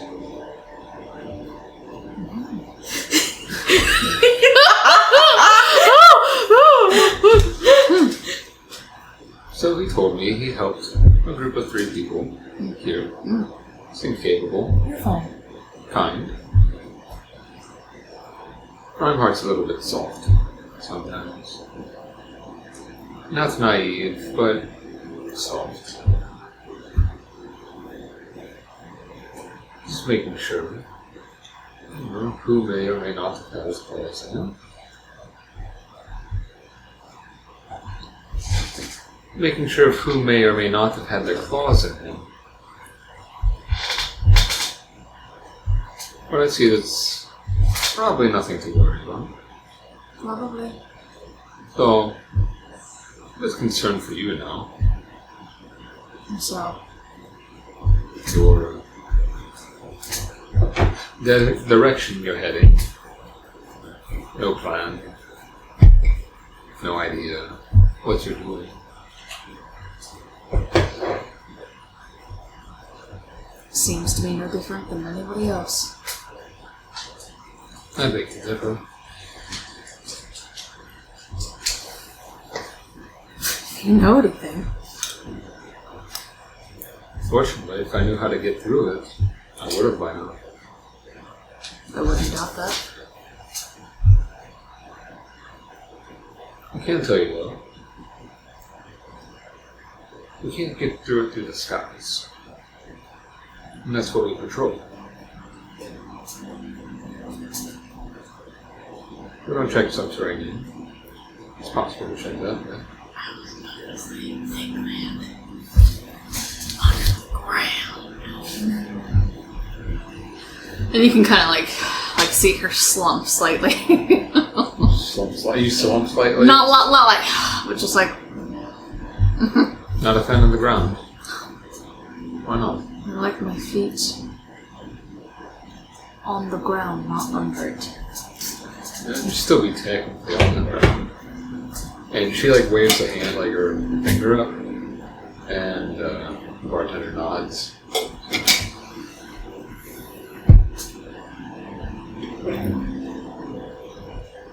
A lot of times, you're going to have to do things you don't like. I've learned that quite a few times in my life. They seemed weathered. Not bad. Scarred.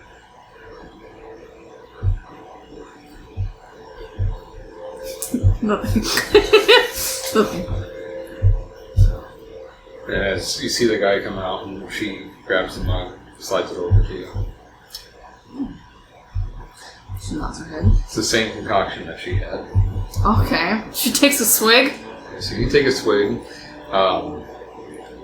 You taste the ale in there, but also this like sharp, like earthy taste to it a little bit as well, and berry as well. It looks like it's some kind of weird mixture of like wine, ale, and something else. She's gonna nurse it. Okay. So after that sharp like swig, you're gonna start nursing it. Mm-hmm. Probably a good idea.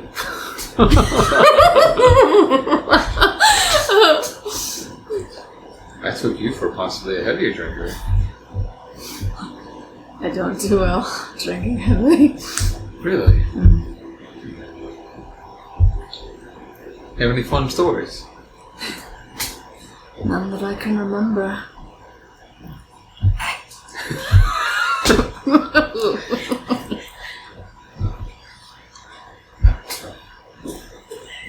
So, how long have you been out and about seeking this mission? Week. A week? That's it? You can't give me any details. Like I said, I tend to receive information as I go. I don't prefer to fly blind. That seems to be how it's been thus far. No way of coercing information out of you, is it? What did you have in mind?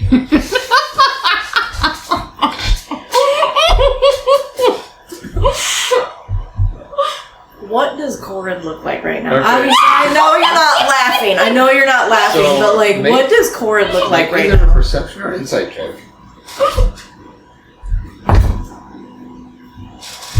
Uh-oh.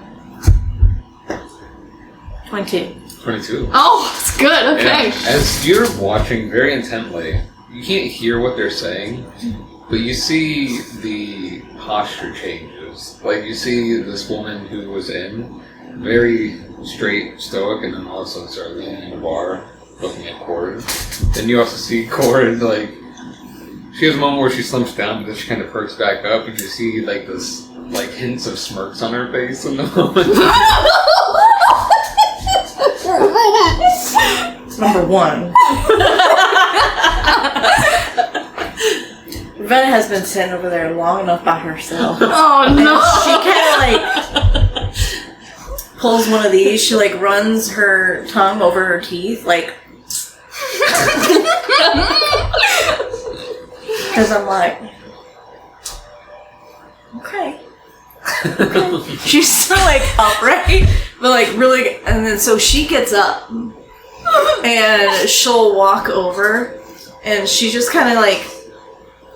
As you get up and walk over, and she's just looking at you, so it's like, sure, she's not your girlfriend. She walks over. Would you ladies like to bring the party over here? So, I prefer the bar usually, but which one? Are you sure? Because I don't mind. I'll sit on the table. I'll sit on the bar stool. So like, Brenna just kind of like stares at you for a second.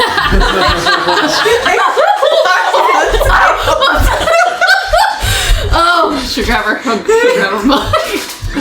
Just fall out. Ravenna will just gracefully sit herself. Like extra hips. Like, she's gonna be good. She's gonna be good. She's gonna walk to the table, but she's gonna slide in ever so gracefully, and she's just gonna wait until they sit.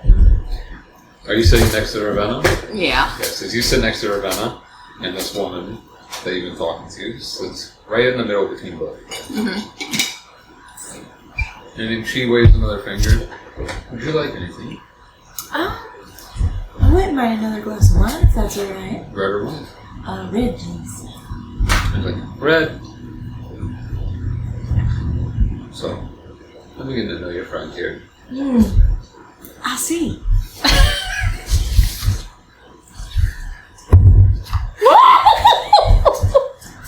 As you say that, she looks at you and she gives you like a little smirk. She smiles back. Very friendly. Pleasant. Cool. Yeah. Oh, very. Yeah. You just gotta like pitter patter on that outward exterior. She's just like a little. She's sweet. She says she doesn't mix business with pleasure, though. No, she doesn't. I thought that was a shame. I'm not tipsy enough for that conversation yet. Yeah, I am. I don't need to be tipsy for that conversation. What's your name? My name is Lyra. Lyra. Nice to meet you. I'm Ravenna. Nice to meet you. I'm a friend of Corrid's. I assumed. This is Reinhardt's books. He was a sweetheart. He was. I was just telling your friend Corrid here how that was the reason why I came in. I wanted to make sure that because he's a sweetheart, he's a little soft at times. Oh, he wasn't that kind of softy, if that means anything. More in terms of trusting people he shouldn't. Oh, that makes sense. I trust him in his judgment, but we've had a lot of strange characters lately, so... Did you talk to her about that? What have you talked to her about so far? General. Just general. That's it? She kind of has a slight, like, chip on her shoulder. Something bothering you? No, I just wanted to see. That way she wasn't getting, like, double the info, you know. I'm sure she wouldn't mind. She might not. The more information, the better. But I also wasn't gonna, like, it's not my story to tell. Except, number one. Oh, God. Except, I have two things, okay?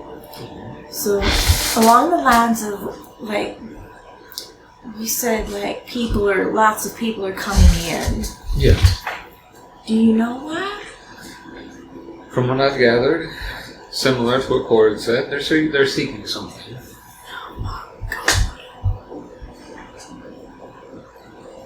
Okay, did they say what they were looking for? No. They just said they had to go north. I was like, good luck. They don't want to listen to reason for me, so... I did tell your friend here, though. Yeah. Seems of a different make than the others.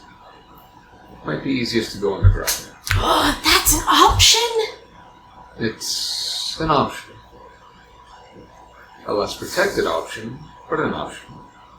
But I mean, if we don't have the storm blowing in our faces, that'd be nice, wouldn't it? I would recommend, if you're going to do the underground route, to go as far north as possible and try to find a route there that way. If you go underground now, all the way through, it's going to be a lot more dangerous than even if you were out in the ground, out in the wilds. Question about that. Are you super familiar with the area? Outside, yes. So how far can we go, and then do you know of an opening? There are a few cave openings within the mountainside. Sometimes it's hard to pinpoint because of snowdrifts and everything. But I'll give you this. If you get to the point where you can start seeing where the storm wall is, about 100 feet back, there is a cave entrance right at the base of the mountains. There's no telltale signs of where it is or anything, you just gotta look. Well, between you and Oak, I bet that's not a problem. I bet y'all can track that. I'm sure. Where is your third? She's at the library. The bookworm? I doubt it. Maybe. Can she read? Oh, I'm pretty sure she can. I would hope so. She went to the library. Surprised she knows what the book is. I think you need to talk to Oak more, honey.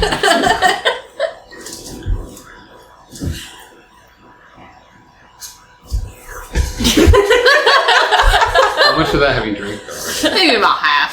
Make Constitution save. Oh, fuck me. I've been rolling bad tonight, baby. Roll bad. That's a 6. Hold on. A save? Mm-hmm. 8.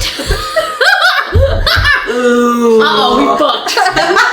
You were nursing it, and then within the conversation, a little bit of mixture of amusement, but also like noticing that little shift in Ravenna's got you like drinking a little bit more on your nurses.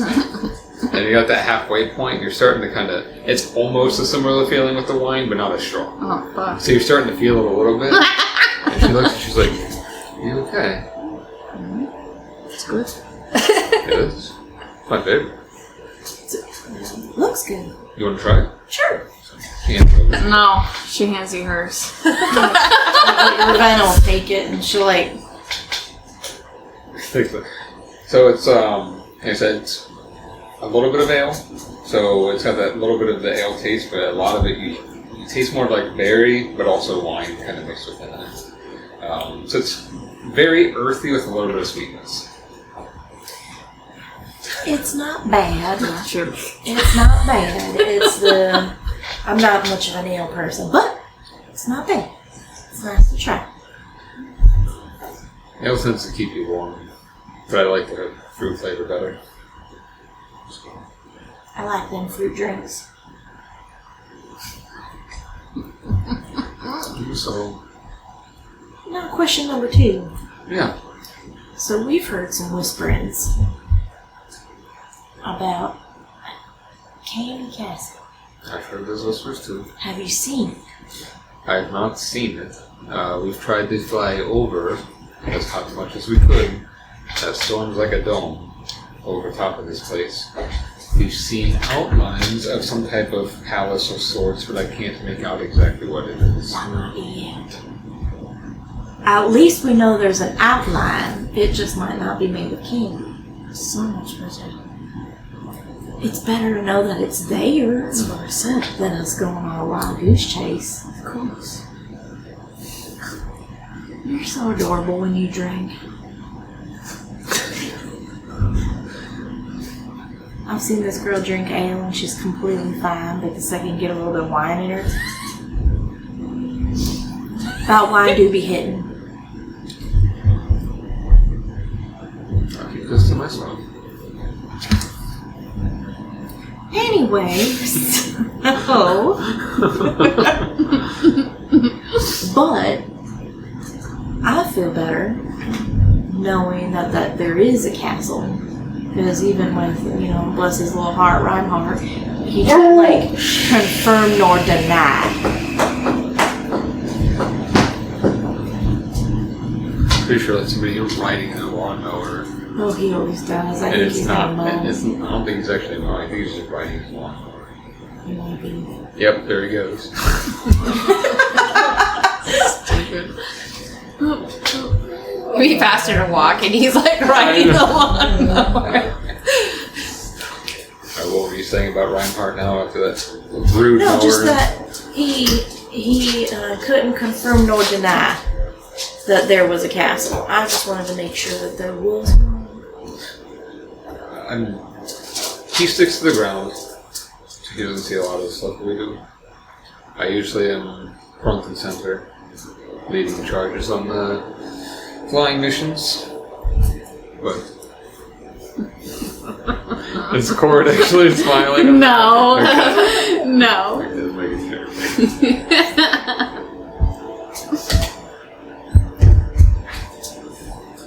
What is it? I think that's all. Is that It it? was. Can we take the battle cats underground? You might be able to. It'll be a tight fit though, possibly. How tight a fit? Pretty. Some of the caverns in the mountains can be as big as the ones here. Some of them could be about 5 feet wide, and it's going to be squeezing through. Oh, I don't know about that. Maybe we might have to take our chances. Because I don't even want to get into the story about Red Boots Billy. And that's the reason why. That's the reason why I'm afraid to go into caverns. I get little tight spaces. Is that it? Is that all? Does Ravenna look like she's about ready to go on a tangent? Yes, but she's trying to behave. She'll take a swig and she'll stare. Lyra? Lyra. She'll stare at her. She's not smiling, but the smirk is a little bit bigger.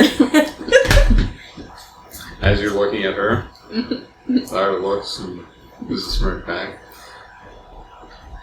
So this Red Boots, somebody who died? He did, unfortunately. So, And she's just looking at you the whole time as Ravenna's going off on this. So, Billy really liked climbing under things. And so we always told him, always stick with something over your head. Always be careful because, you never know when you might get stuck. So, there would be times where he would, crawl around and get stuck, in chairs and stuff. But then he would always just, get out of it. And then we kept trying to tell him, this is not what you do. You need to have proper training. Because he wanted to do that, cavern climbing, where, people, smoosh their faces in the rocks. And then they have to shimmy in there. Bless this boy's heart. Unfortunately, he is shaped like a pear. So he was really narrow from the head and the shoulders. The shoulders matched the head. It was quite funny. And then, but he ended up having these really wide hips. And so bless his heart, he was shaped like a pear. So I would always try and tell him, listen, the front of your body might be able to get in there, but the back of your body, you're going to have trouble. So you might have to figure out a new occupation, because he wanted to go try also work in the mines along with the cavern crawling. Why anybody would want to do that, I don't know. Well, unfortunately, what had happened is he decided not to wait for the guide that day. But it's okay, man. I have to preemptive this. We set up a memorial for him, so people know he's in there. But when he went in, he didn't realize it was an S curve down. So when he went forward, the front part of his body went down the S curve, okay? But then the pear shape got stuck at the mouth of it, and he didn't realize. So at that point, because his anatomy, you can't bend your legs backwards. He didn't take that class yet. He got stuck. So now he's unfortunately, he died. And now he's in there, but he's in there upside down, and this, and then all you see is his red boots poking out of this hole. Red boot. Red boot. So his memorial says, "Here lies the curvature of Red Boots Billy." And so, every year on his birthday, we go ahead and we set some flowers out there for him. Oh, very colorful story. It is, and there's a strong fear about shimmering into tight spaces. I don't know how I feel about that. I'm sure Corrid will be there to help protect you, keep you safe. It's not that. Oh, safe. It's the tubes or the tunnels that go from this big to this big, and it's I'm pretty slender, but I don't want to get my anatomy stuck upside down like Billy did. Well, if Corrid could get through it, you could. Well, I ain't gonna let Corrid get stuck. That was the problem, is when they tried to pull Billy out, it kept hitting the ceilings because his knees couldn't bend. Well, you have the knowledge then, I think. I don't think it's going to be very useful. And she's just looking behind her mug. How are you looking at Ravenna behind your mug? Instead of a hint of a ghost of a smirk, it's a hint of a smirk. On both sides. Wouldn't that be a smile? No, it's not. A little smirk of that, small. I get what you're saying. I think everybody can learn a little lesson about his unfortunate demise. Rest in peace, Red Boot Willie. It was Billy, but okay. I was about to say, I think it was Billy. It's one eye. That's one eye Billy, and then Elbow Betty. Oak hasn't heard that story. I might have to tell her that for bedtime. I'm sure she'd love that. I bet she would too. But yeah, so, has anyone died in the cavern system? Not from that I'm aware of.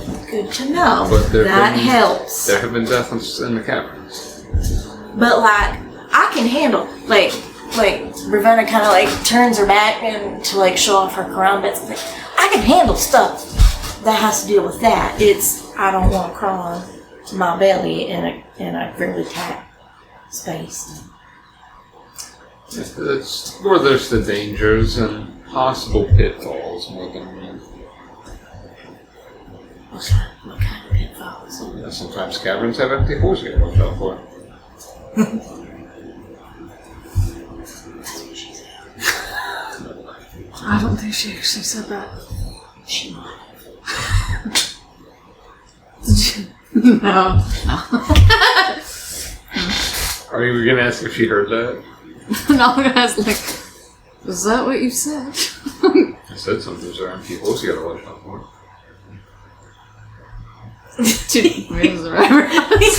As you do, like, you see her look at you and, like, have that smirk, like, at the counter again.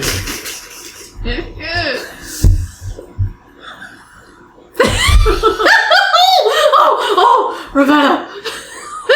She doesn't say that. Sorry. It's me. Shanna said that. Ravenna's kind of like, she's kind of sizing her up right now, so obviously we know that she's very perceptive. Because Ravenna wants to smell her real bad. Okay. But I don't think she can do it. You can try it sneakily. You want to try and stealth smell? Do a quick sniff. I do. I want to cast try. quick First sniff. stealth first. See how quietly you can do it.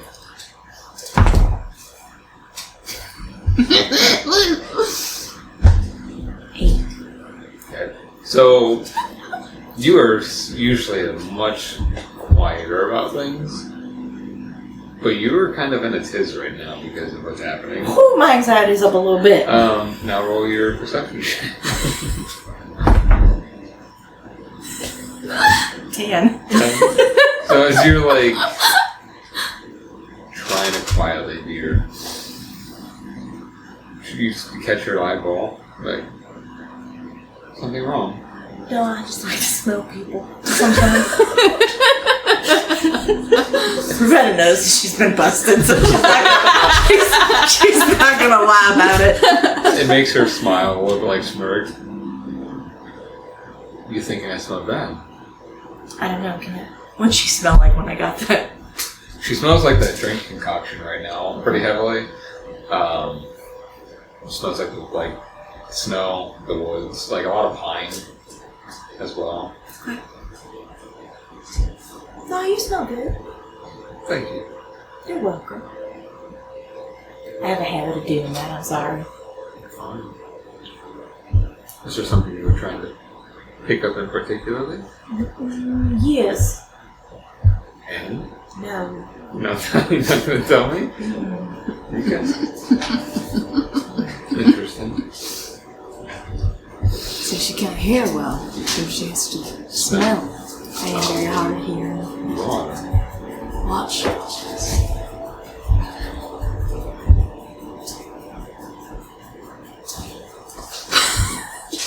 Let's try it. She said one of my secrets. No. What'd you say? I said your name.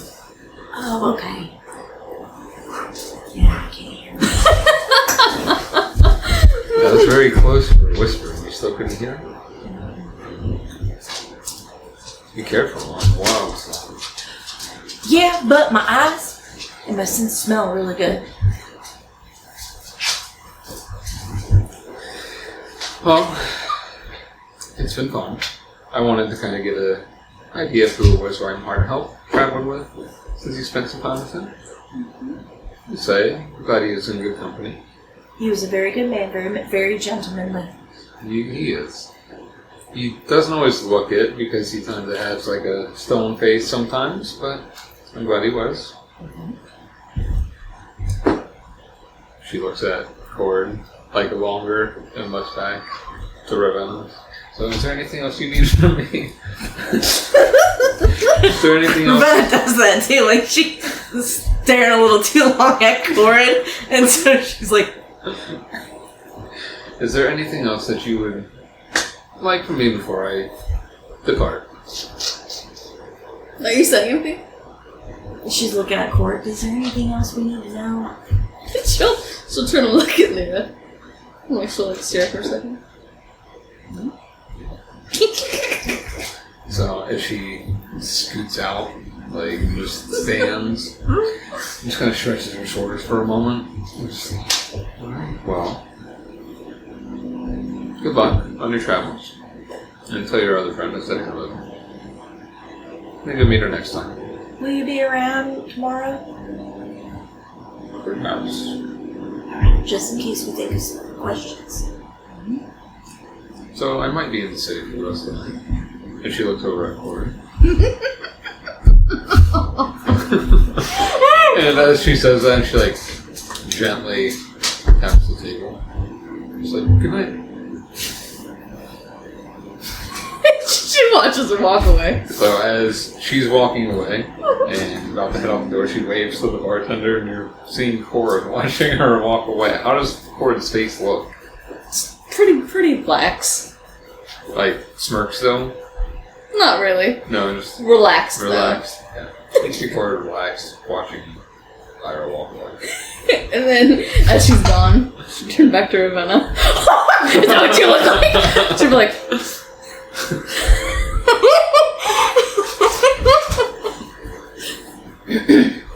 You want to have a drink? Do you need to go follow her? For what? I'm pretty sure she was making the googly eyes at you. Oh, you think? Yeah, Oh.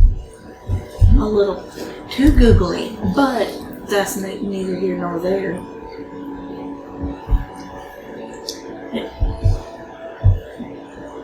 Do you need to go get her? No?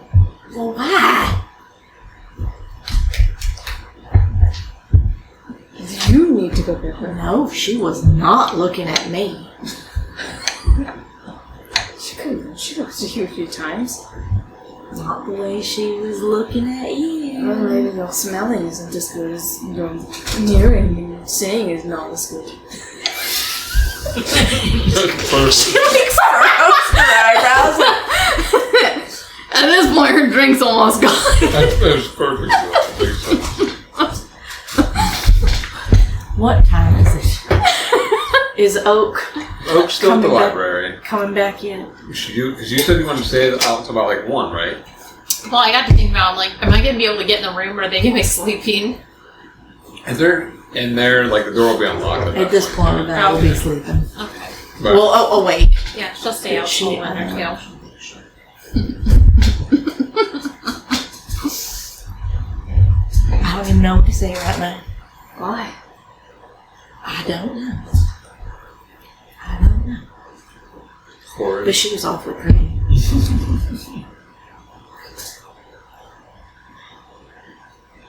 We can slight check with disadvantage because we're a little tipsy. That is a oofy 5.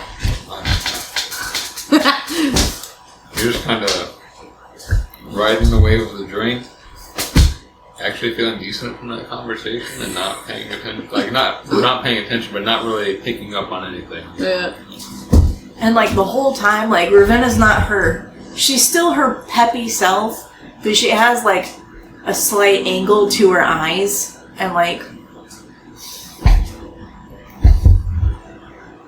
a weird like slight crinkle to Like her a nose. purse to her lips and everything. Yeah, like she's a little pursed up. You do notice Ravenna's face is very different than mine. Yeah.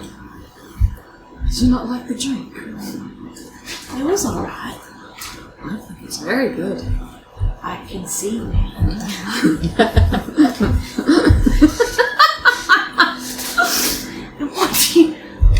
What do you mean that you don't think Oak can read? That She poor- barely knows who she is as a person. Well, that's because she's going through some trauma. If you say so. But I'm sure she can read. She didn't know what city she was in. She didn't know if she was an elf or a human. Why would I know if she knew what a book was?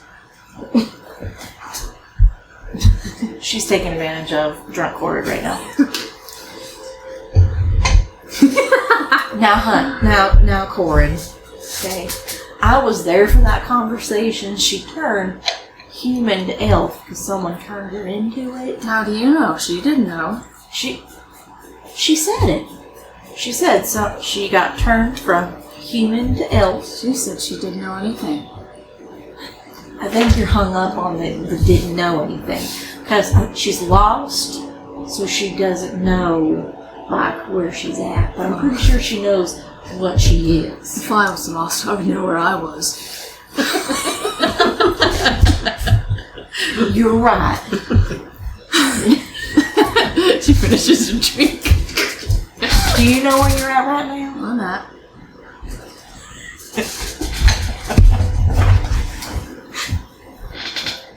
I'm at the Shard and Tankard. I'm at the Tankard and the Shard. You're right the first time. I know. She fucked it up on purpose. Close enough. You had to flip that, reverse it.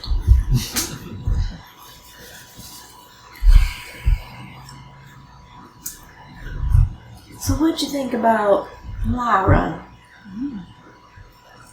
Honest opinion. So I'm scared of you. I meant it as a compliment.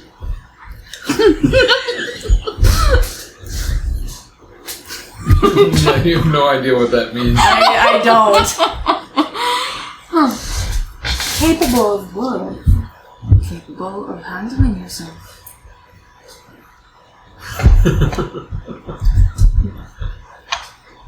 Okay, I'm gonna take... She's puzzled. What were you guys talking about over there? I was getting information. Did you get any? Yes. Did you? Yes. What'd you get? Going underground.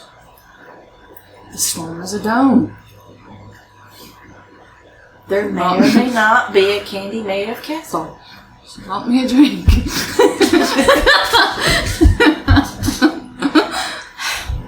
I know I shouldn't ask this while you're drunk. But do you think Marith is also sending a whole bunch of other people to get this stuff? I wouldn't put it past him. What do you think, like, all the people mean? Can we talk to him? Who? Marith. No. Why? I don't want to talk to him. Well, I guess I wouldn't. I would only be able to talk to him. I wouldn't be able to hear him.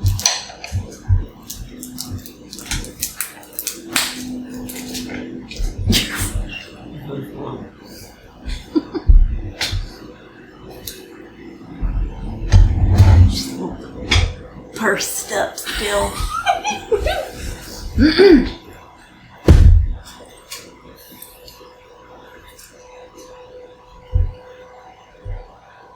Do you need me to put you to bed?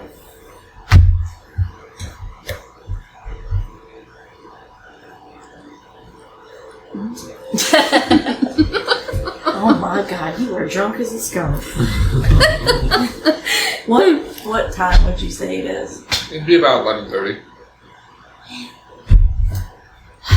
It's not even past time yet. Do you want to go upstairs or do you want another drink? I don't want another drink unless it's one of those fruity drinks that Lyra bought me. You won't? Do you want another one of those? No. You sure? She stands up. Where are you going? To bed.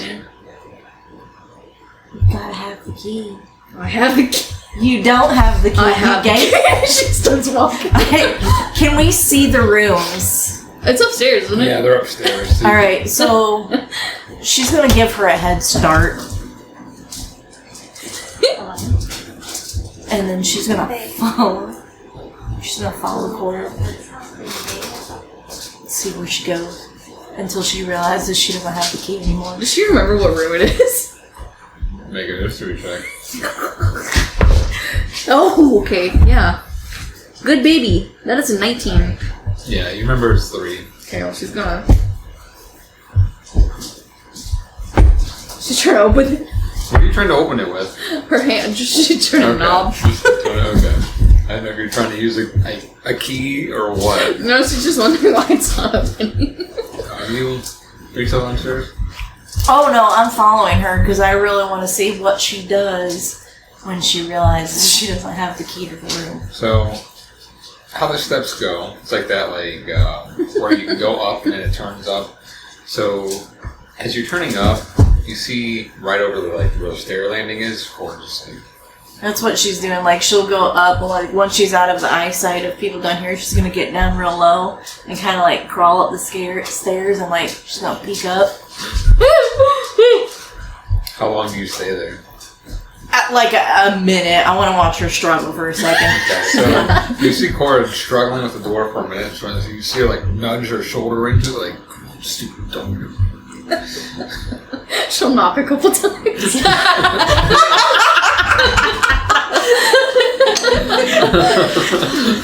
Then let me in. Do you say anything? Ravenna, I'm out here.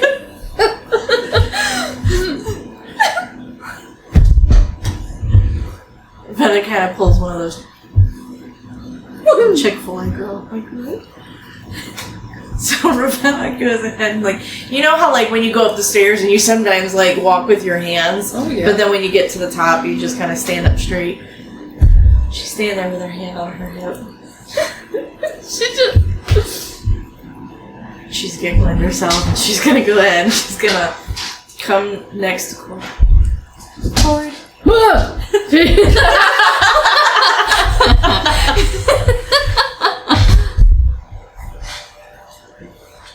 Do you think I was in the room? Yes. You just left me. No, I didn't. Yeah, you did. You said. Oh my god. So she kind of slightly and then she's gonna unlock the door and just kind of let Corrid do what she needs to do. Why did that door open for you and not me? Because, darling, you gave me the key. That's why I'm not wearing my jacket. You're not wearing your jacket. Did you lose it? No, my jacket. And she looks over there. I picked on the bed that she picked, and I said, "No, babe. I went ahead and I left my stuff up here. Because when we first got here, you gave me the key. I came up and dropped off my stuff, straightened myself up for a bit. Then I went back downstairs." If you say so. Yeah. So she opens the door and takes she's, even though Corrid's still taller than her, I would imagine with the 5'8", she's lifting maybe this high. You can do it around her shoulders. So she's gonna take her shoulders and kind of steer her like a car. And this is gonna be a silly question. Do you want the bed or the cot?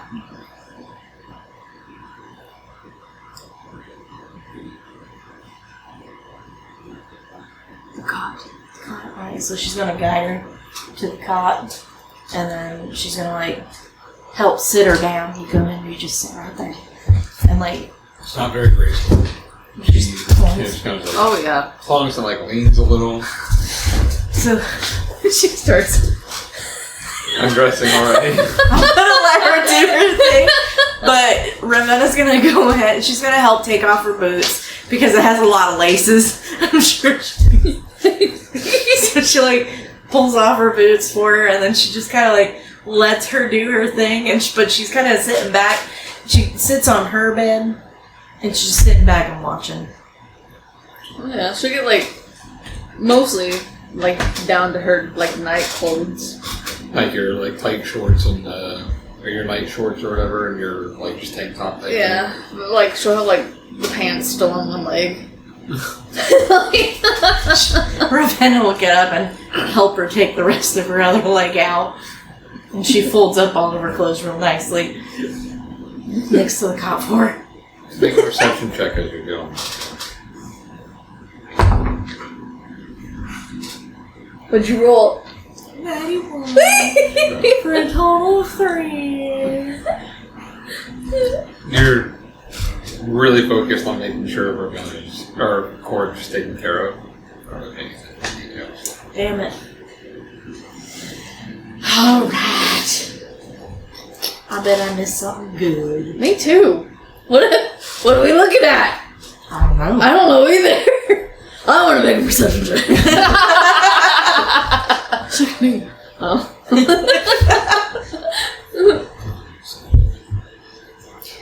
And Ravenna's kind of like gonna sit in front of her for a second. She's gonna like kneel down and look up. Do you feel like you're gonna get sick or anything? I never get sick. Alright. I don't quite believe that, but I'm gonna go, alright. I don't get sick. For funsies, she's gonna get like the wash, like the wash. Basin type thing. Yeah. And she's gonna like, just in case. I'm just gonna sit right here. Just in case. Okay. It's fine. Do you need anything else? Alright. Just gonna like help lay her down and like pull a blankie up over her head. You lay on your back. No. Is that what you've been your natural instinct was to lay on your back? Is Corrid? Yeah. Roll a Constitution save. Oh, shit. Shit. 9. 9. You lay on your back and everything's spinning. No! Oh no! She's just gonna grip the cot. Like, her eyes are closed, but she has like this death grip. Yeah, like you see her holding on for dear life. That was for that. You can make one more Constitution. Okay, please, God. Okay, I'm not rolling with you no more. We're rolling with this one. Be good, you fucking bitch. Oh no. 4. So she's like putting on, she's just like, and then like she's trying getting ready to say basin, but she Did she make it to the bucket? She was pretty confident she wouldn't need it, so she would. Alright. So Ravenna was gonna go back downstairs and wait for Oak. But she can't let her sit in her own mess. So she's gonna I got this. Oh, shut up. Shut up. She like dodges, like kind of like, oh, you're all slow motion. like Corrid's like this. Everybody's like, oh no, heavy. Yeah, she's gonna like sit, put your arms down. And she'll like lay back down. Like she's like on her back, but she raises an arm. She's like, that vixen. She did this to me. Yeah, she did. Beautiful vixen. Ravenna kind of like, she's gonna be polite, but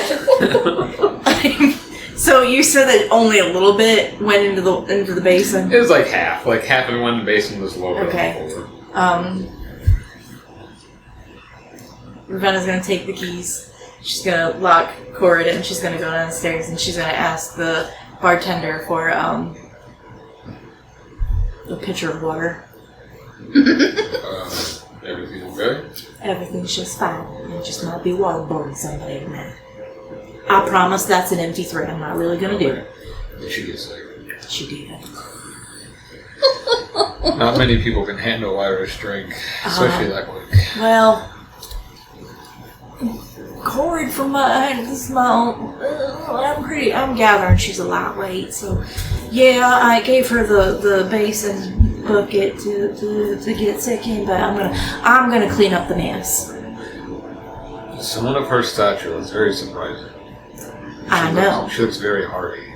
She is very hardy until she drinks. And so she's like kind of squinty and like she's preparing her plan in her head. So does she get the water?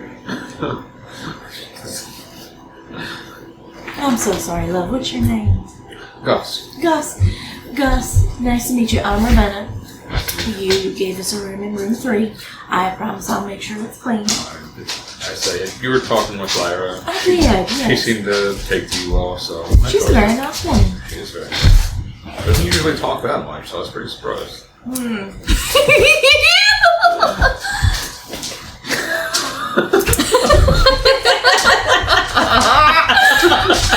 That's good information.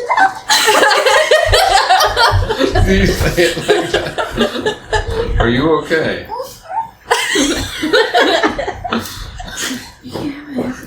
May I also... I'll wash them. May I also please have like a couple of like hand towels? Oh, yes. He Like gets bar towels. He gets behind the bar and he hands you like 3. Here you go. Thank you. So Ravenna's gonna walk up.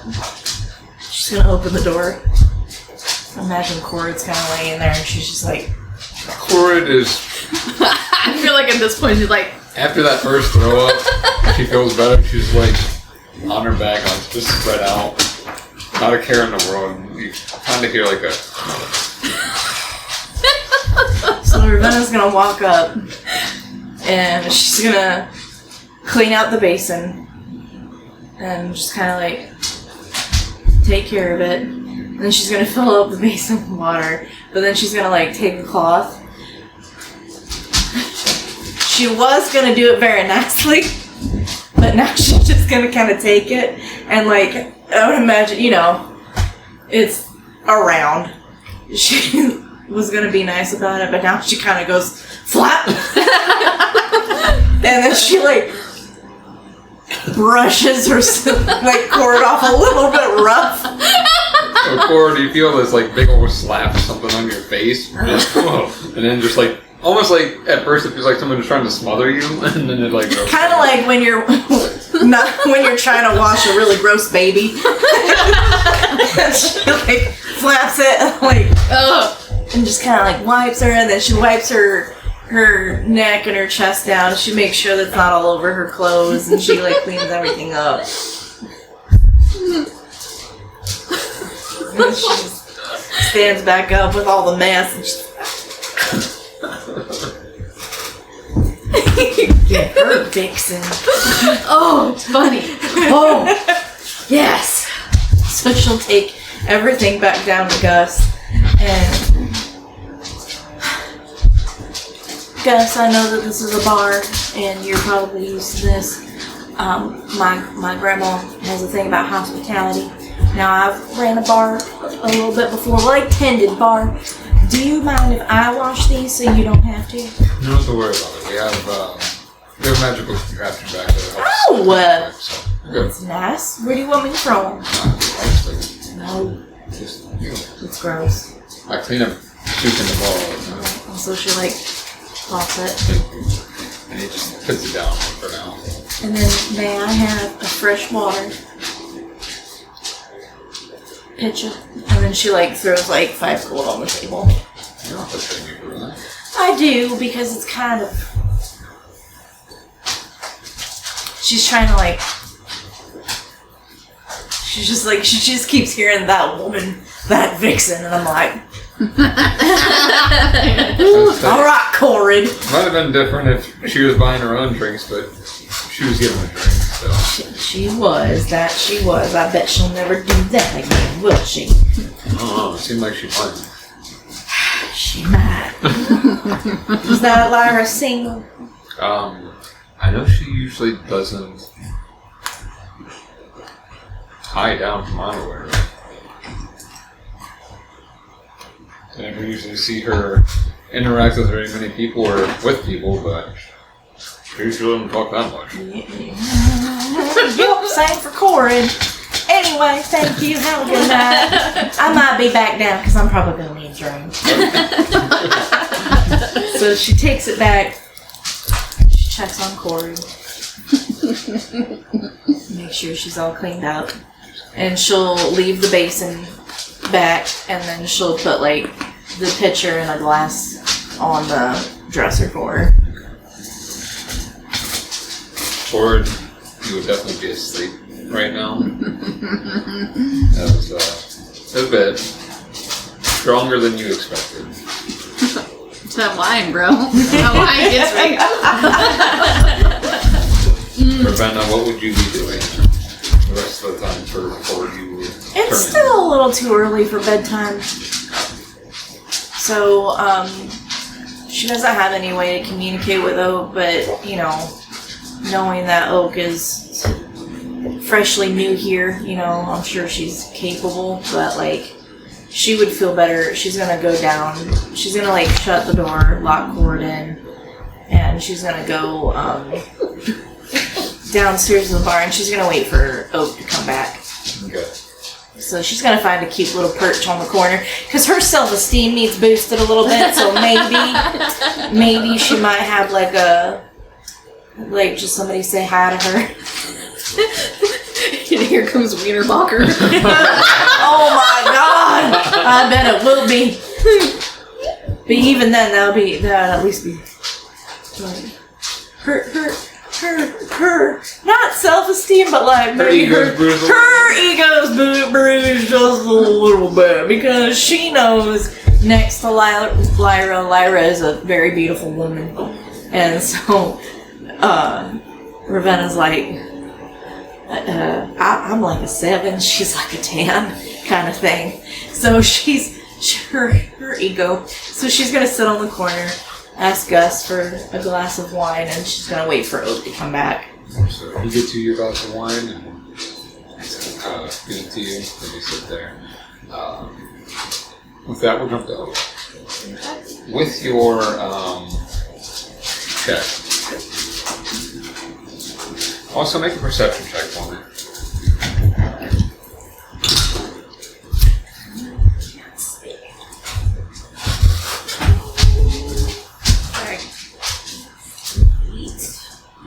Perception. 12. Because you've been spending the last few hours reading this book, studying, trying to figure out different forms of transmutation. You find some parts that lead to more of like body transmutations. Earlier one, like, you know, lower level ones are like really basic, just altering certain facial features and all that. Altering your body parts to be different things, and so on and so forth. But then later on, you see there is a more advanced method, but it doesn't dive too much into it as it's a beginner book. But there's an advanced method called like a glamour in a way, where it's a more permanent solution that is bound to either the person who made the spell or something of an item that is similar. But if like the person who made the spell is no longer able to maintain it, then the spell fades. And as you're sitting there studying in this book, it's dark, it's late at night, so there's not a lot of people. And you're really focused in, and you hear someone behind you be like, "You're studying awfully late here." As you look up.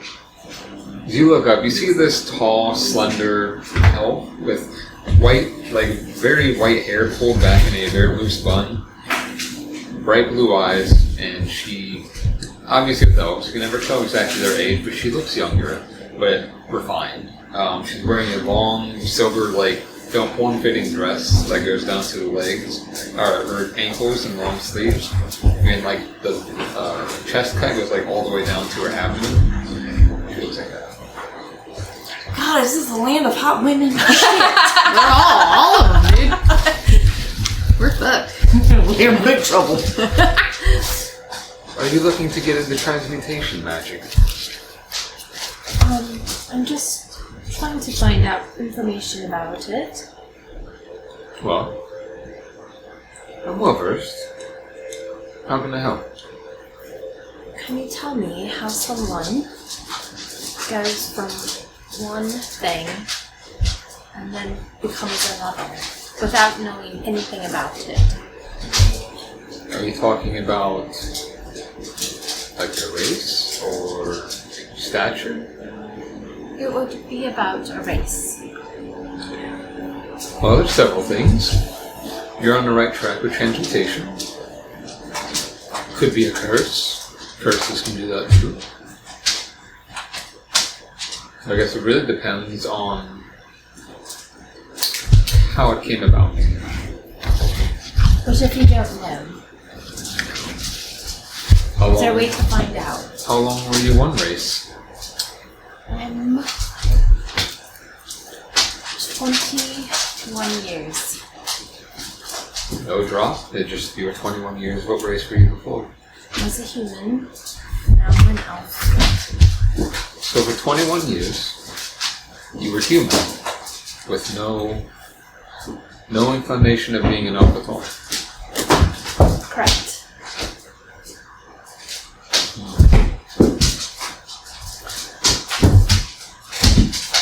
If I were to bet, and you were like that your entire life, when did you turn into the elf?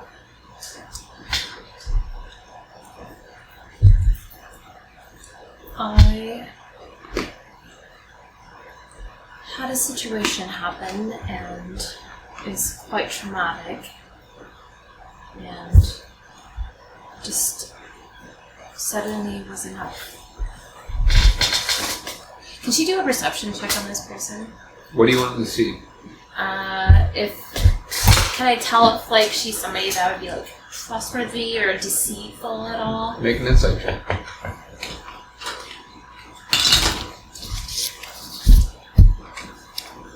Oh shit. Join the Bad Roll Club. 7.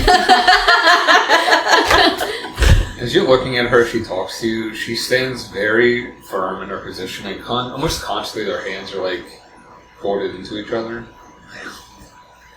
Never a waver in her stature, never like a wave of like any emotion showing on her face. Every time she asks you a question, it's just like pure stoic the whole time. And even like her eyes don't deceive her or anything. She's just looking into you and inquiring. Yeah, that's what she said. Well, without major details, I can't really pinpoint. All I can say is it seems like it was a protection of some sort. Because if it was a curse and you don't know, I mean, it could have been a curse and it was broken somehow, but you don't know what triggered it. Or it could be something of a protection spell and that was broken. But obviously you were not in control of it. Because if you were, you would know. That makes sense. Have you ever seen anything like this before? All the time. That's one of the main ways of espionage or subterfuge or whatever you want to call it. Trying to pass off to somebody else. Have you ever heard of someone so young having this happen to them without their knowledge? A few times. Can you tell me about them? Don't know in detail, just a lot of times it's for protection. Sometimes it's malicious and it's a curse. I mean, it really just depends on the situation. Oh, I see. Well, thank you very much. You're welcome. Good luck with your studies. Thank you. Yeah, she like looks at you and just walks away. And she's walking and has like the dress going down. She almost like she's gliding and how smooth her movements are. Shadow Man's life.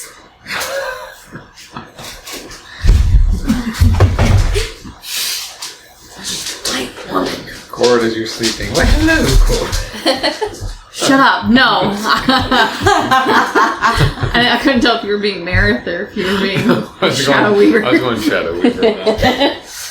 But after you finish, and she walks away, what do you do? What time is it? Right now, it'd be getting close to 1. Okay. She just takes a deep breath and I think she thinks that the protection seems like it might be might be an answer, and explain how when her parents died that would happen. Because it didn't seem like it was a curse. Nothing bad ever happened. So now I think she's like, okay, this was maybe a protection spell for me. And that's something more I need to look into. So then she puts the book away and then heads back to the inn. As you head back to the inn, making your way there, easy enough. Streets are much quieter and calmer. You see some guards on patrol, they just calmly nod to you as you pass by. You make your way back to the inn. You see Ravenna pretty much alone. Maybe a few bystanders in the bar just sitting around, but she's alone at the bar at the corner. She's just like, it looks like she's just stewing a little bit. As she's exactly like she has like, you know how like people will hold their wine glasses with the stem, and so she's holding it like this. So Oak would approach her and go, what did I miss? Apparently our Corrid has a crush. She just looks at you like, what? Mm-hmm. Yep. Spill the tea. So, you know our little Corrid. She normally doesn't indulge, but she was pretty. She was very beautiful. And her name is Lyra, and she is actually Ronhardt's boss. So I don't know who that is. That was that gentleman that sat with us at camp. Oh, with the ice horses. Right. Yeah. And she gave us some information. Now apparently there's like under cavern systems that we might be able. So we got a good game plan for when we're gonna go out and search for all these things, but Corrid was like giving her googly eyes on that, and then the other one was googly eyed back. So I'm like, okay. And then Corrid, that's me. Corrid got a little drunk. Are you kidding me? I'm not. And drunk Corrid's funny until she threw up on herself. And needless to say, I'm not really happy with how I cared for her. But she just kept going on and on about how, like, the vixen Lyra was around, you know, and how beautiful and, like, vixen-y she was, that I kind of, like, waterboarded her, kind of. So she's all cleaned up and stuff, but she's on the cot now, so you'll have the other bed. How are you? I'm alright. Between you and I, my ego's a little bit busted, but it's alright. But I'm learning. I'm learning, you know. Like one of the first nights that Cora and I hang out, she kind of flirted with me. So like, not that we're like that, but like she kind of flirted with me a little bit, and then like tonight she didn't flirt at all. It was just all about Lyra. So my ego might have burst a little bit, but I can't blame her because she was a very beautiful woman. You should see her. But you are a very beautiful woman too. Thank you. I appreciate that. And you're mighty fine yourself. Well, thank you. So did you find some information? I did. I found out a little bit of information. I was looking into transmutation to try to explain how I went from human to elf. And yes, and I looked up and talked to someone who mentioned it might have been a spell for protection, and I feel like that might be possible. But I definitely need to find out more information. Yeah. Would Ravenna, like with her grandma, have any kind of idea about any of that type of magic, or maybe she would have seen anything like that? Make either history or an arcana check. Actually, I'll give you 3 options. Okay. History, arcana, or nature. So just let me know which one you're picking. Okay, so you said my nature isn't good. Arcana's and voodoo. What was the other one? History. Sure. Oh god, all those are +0s. Oh, So wow. 10. Which one would you pick, though? If as Ravenna... If I was Ravenna and if I had to pick one, I think she would have thought more about her her grandma. So probably a history check. To see if maybe she heard her grandma talking about it or anything like that. Not so much you heard her talk about it too much, but you've seen the way sometimes she would manipulate things around her to put up illusions or illusionary things. Never so much in terms of altering people, but you know the strength of illusionary magic. That there can be alter many things, so why not?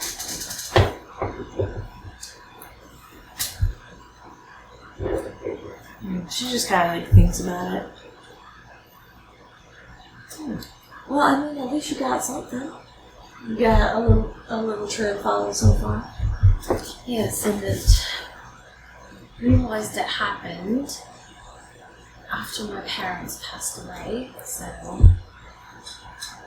I think there was something with a curse or protection spell that broke when she passed away. If you don't mind me asking, how long ago was this? Oh, about 4 years ago. Oh, bless your heart. So this happened 4 years ago, and you've been having to hop around ever since? I've been on a search ever since, yes.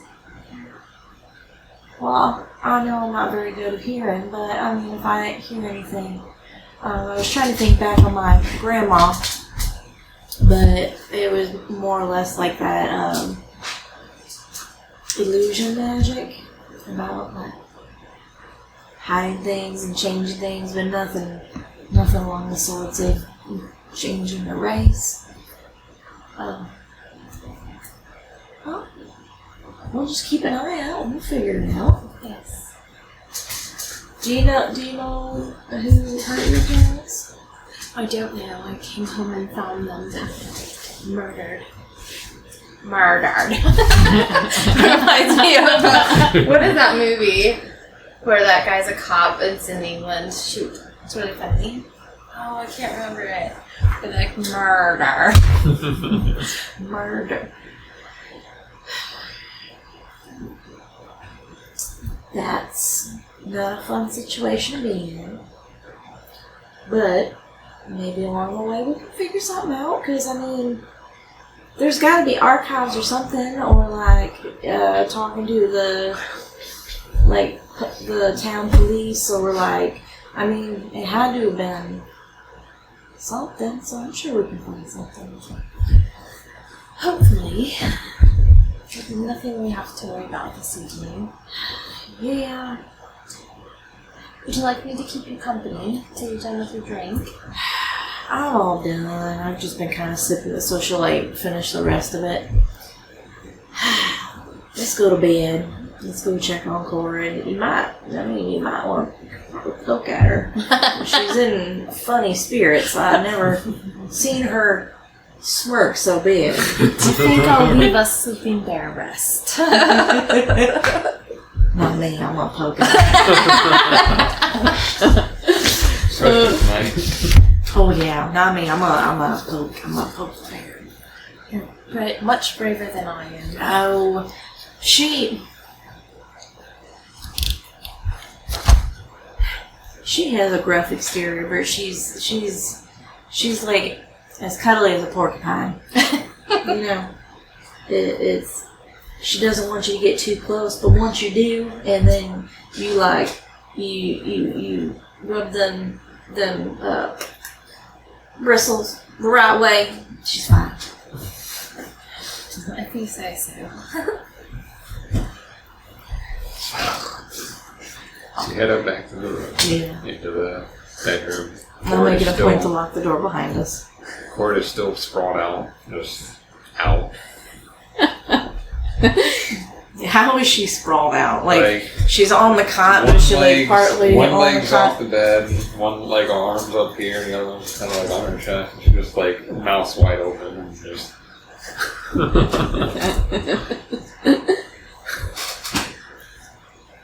You're just gonna see this ever so graceful. Like it looks like she's floating, and she's just tiptoey. And for funsies, she's gonna like stick her finger in Corrid's mouth, and she's gonna like try to like poke her tongue, not down the throat, but just to mess with her and see what happens. And then she's gonna like back up. Make a perception check at disadvantage. Wait, these two have been charging. Alright, you're lucky. 15. Make a stealth check. Oh! With advantage because she's Stealth drunk. or sleight of hand. I'll let you pick. Okay. With advantage. That's advantage because I'll let you pick advantage. Oh, you're Oh my god, double 15s. So you Plus said, 0. You said sleight of hand or what? Or stealth. Ooh, so 30 20. Oh, so, damn. So I have a plus 5 in my still. You- If I didn't have disadvantage, I would have beaten you. By 1. you touch her tongue. You feel her like jerk for a moment, but she's still. So you just like.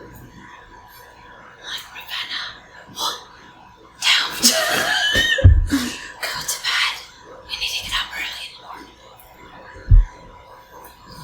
Go ahead, poke Like the mirror Oak again. tiptoes Let's reroll. over to her bed. Oak is tiptoeing to the bed. You're also. Her tongue's pretty dry, so you didn't get like a lot of saliva on your hand either. So just like a little tap, you can just feel like the roughness. Mouth. She's gonna take her nail and she's gonna try. What are you doing, dog? She's gonna tickle the top of her mouth. Alright. You're tempting fate here. So I am. A sleight of hand.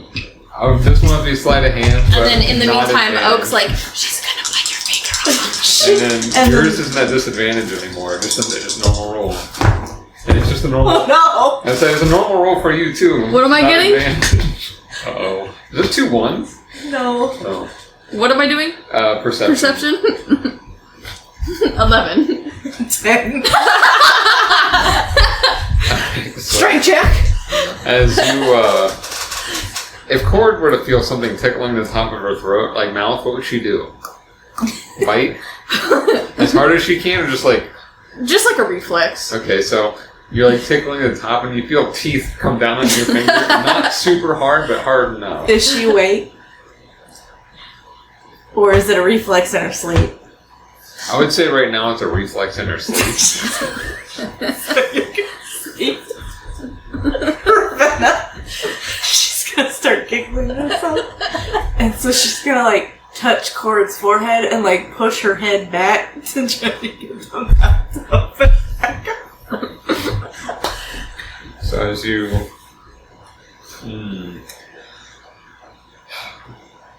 Corrid, throw me Actually, no, no, this is what she's gonna do. She's gonna get busted. I'm sure she's gonna get busted, so she's gonna do like a boogity boogity boogity.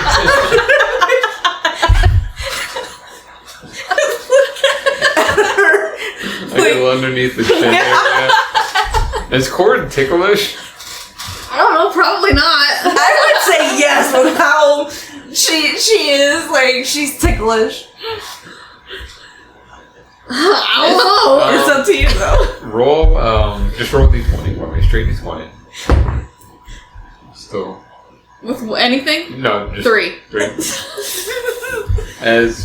Bad babies. No, you're fine. It was a different type of roll. But as you do that, Corrid, you see her like jolt awake and like throw a loud slam because she doesn't know what it She's is. still stuck in her mouth. She, like, I want to dodge it. Yeah. Easy enough, like it's not like an aimed one, she just take a wild swing in it and you are awake for a moment, you see Ravenna. I still got her finger in my mouth. You know.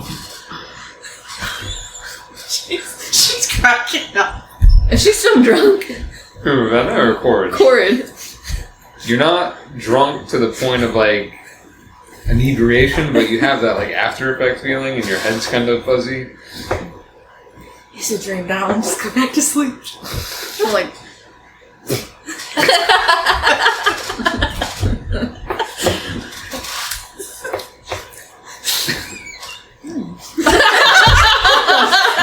And with that, she'll feel satisfied, so she'll like just. Now she's sitting on the bed, crisscross applesauce, getting ready for bed. Do you relay back down to go back to sleep? yeah. Yeah.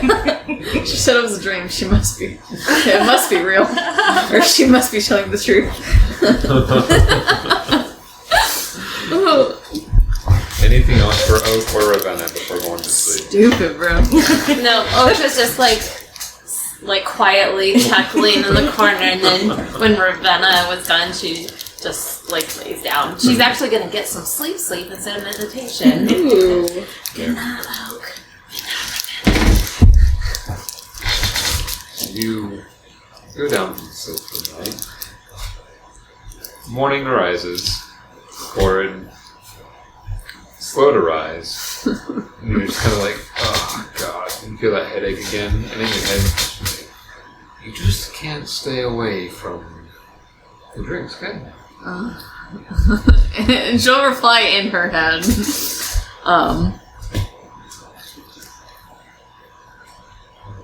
It would be rude to not accept a drink given to me Bye. by a lovely woman. You don't ever use that verbiage. I think she caught on your heartstrings a little bit. My heartstrings don't get touched. Don't get. Oh. Don't read me wrong. You always act so big and no, nothing phases me. I'm Corrid. But I know that's not true. I won't lie and say I've never sought out the softness of a woman. There was something there. Did you see her? You can see through. She was beautiful.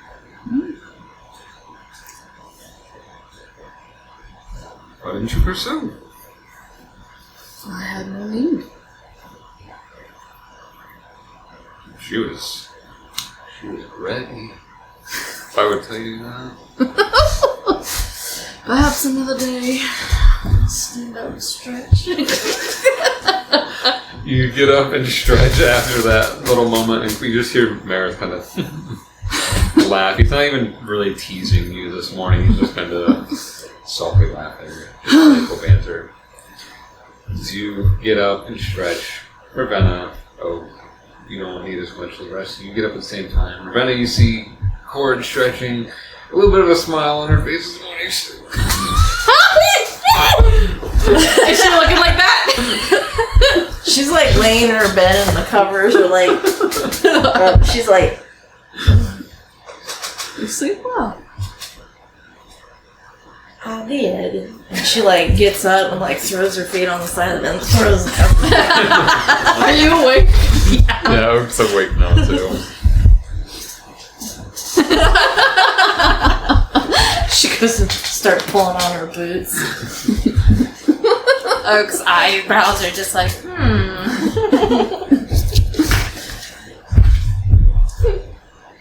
So get ready. Put her stuff on.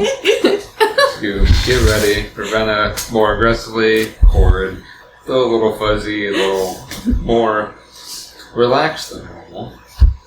No, amused in the process. Is there anything? Because you said I knew you wanted to go to get the Sabre Cats right away. Is there anything else you wanted to do before departing?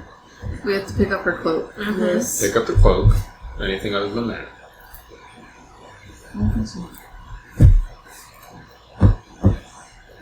I think she wants to go. I think Ravenna wants to go check out the Cinder Wings real quick. Okay.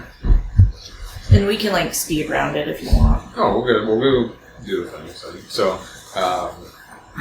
you go to the Ice Wolf's Pelt to get your cloak.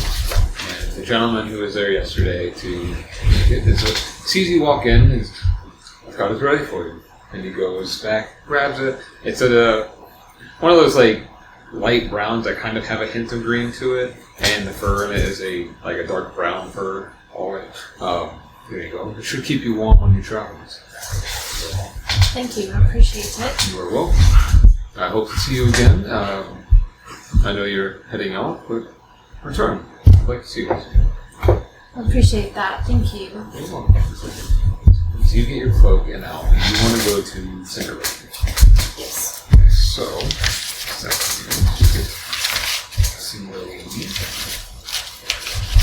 for some reason, the forges just keep disappearing. It's just the forges. Everything else is like where they should be. There it is. Keeps going on the bottom. Alright, so as you make your way, you know where to go, and you know where it was. You make your way down towards the Cinderwings Legacy. As you make it down that way, this is definitely a larger looking forge. It has a lot more intricacies to its design than the other ones did, but you still hear the same kind of pattern. You see there's the apprentice smiths out and about as well, doing their normal tasks. And as you walk in, you see there is a apprentice smith in behind the counter. He's a little more soot covered, and he's kind of like an angrier look on his face. And then you see one that's a little more nicely dressed, not as dirty, short hair, parted to the side, younger looking guy, maybe in his early 20s. And he's, how can I help you? I'm looking for some special arrows. Maybe fire explosions, anything like that. Are we with her? If you wanted to, yes. Yeah, I think so. And then, do I hear her saying this? Yeah, are you trying to be quiet? She was thinking about it, but I think she's just gonna do it, and then they can be like, "Look, what are you doing?" Yeah, so you hear her talking. What's with those? What? What are you buying? I know you. She's looking at her quizzically. As you're in there and you hear, again, that heavy ringing of clanging and just the dipping of stuff into the molten, into the water after being fashioned from the smithing, and the sizzle. You hear the guy go, Aaliyah! She's like, what? Customers want some arrows. Just a second. Yeah! And so as she walks up to the counter, you see she's got her hair very loosely tied back, but next to some of her front part is hanging down, wavy and curly. Face covered in soot. It almost looks like she's wearing eye paint for how much soot is over her face. Very hardened looking face. She's in her early 30s as a human, so being a master smith at that is pretty surprising. Awesome.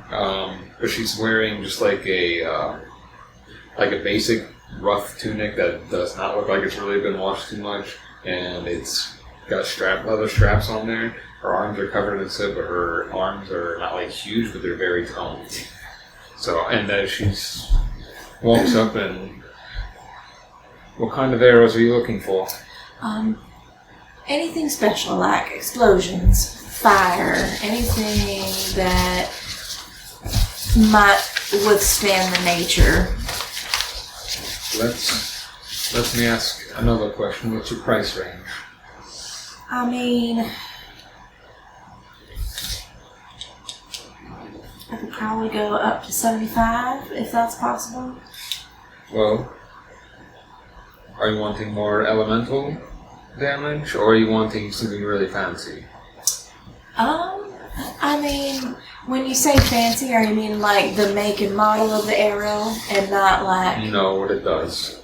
Okay. I'm thinking just if something needs blasting, it's just blasting, or if I want to set something on fire, it's just fire. It doesn't really need to be fancy. Well, I do have some just basic elemental arrows. You can get for 10 gold each. Oh, that's perfect. How many do you have? We have some arrows of acid, fire, ice, and lightning. You said fire, lightning, acid, Nice. ice. Let's go with...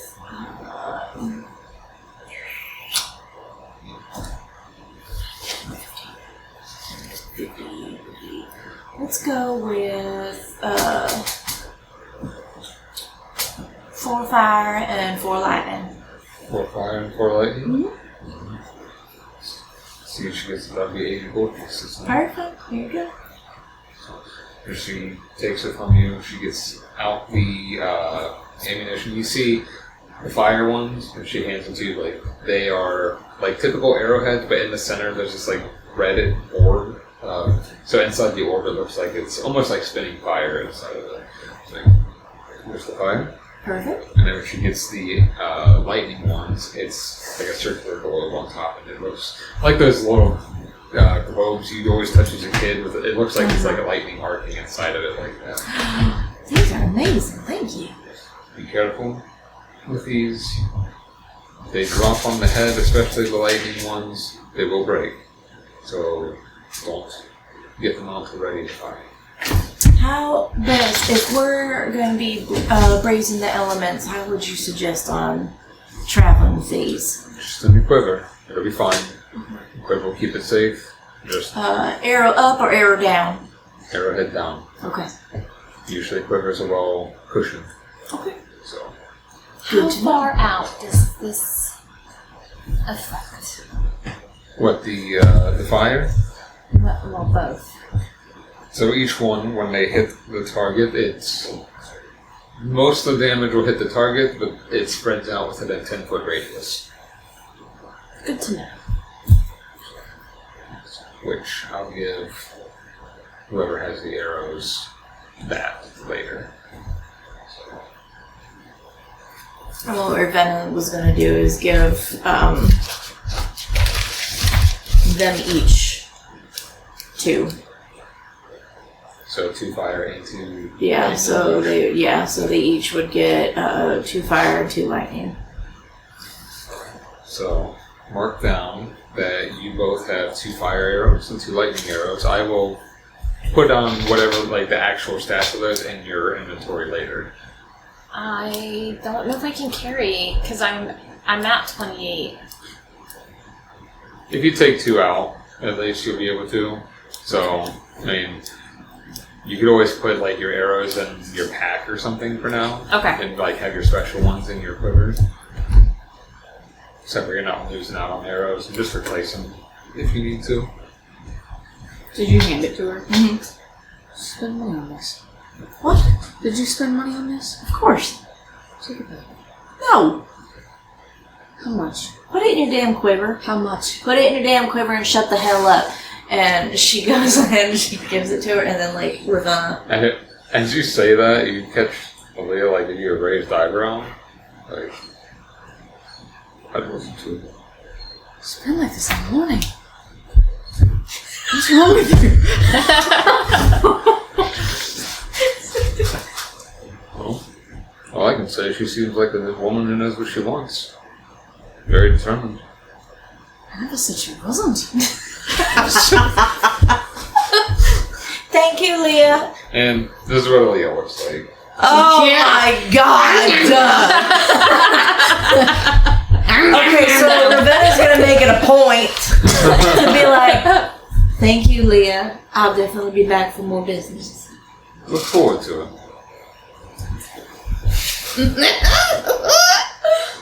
Since you head out, you have your arrows. Oh my God! Did you say that? Yeah.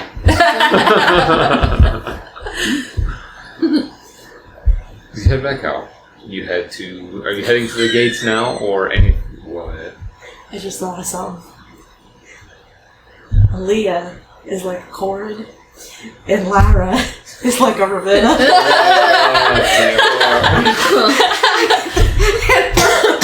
Maybe that's why. That's hilarious. Didn't think of that one. She's even got the dark eyes. Yeah.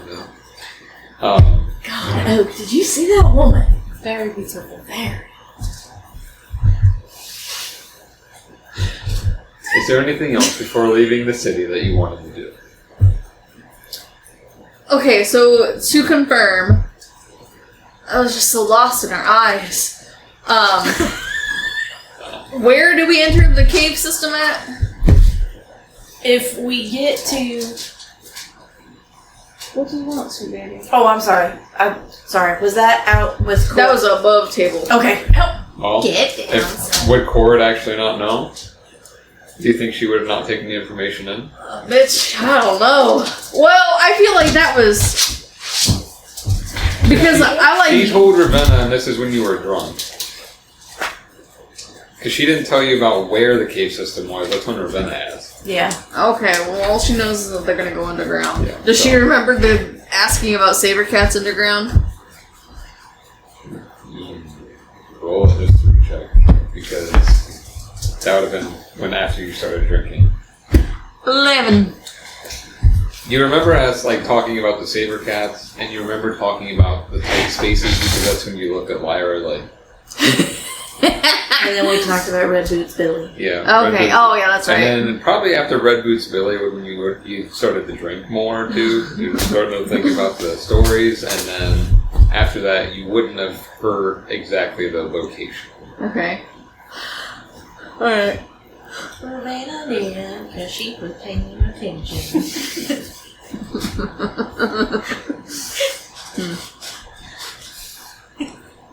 So, heading out to the front gate, the Sabre Cat stable, as I said, was on the left-hand side if you're wanting to go try and procure some. Real quick, since we now might have to go into the cave systems, do we all have rope and stuff?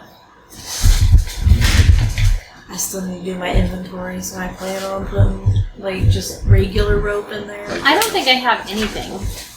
Do you not do your starting equipment either? Where would it be at? It would have been when you were doing your inventory when making your character. Would it be under my equipment?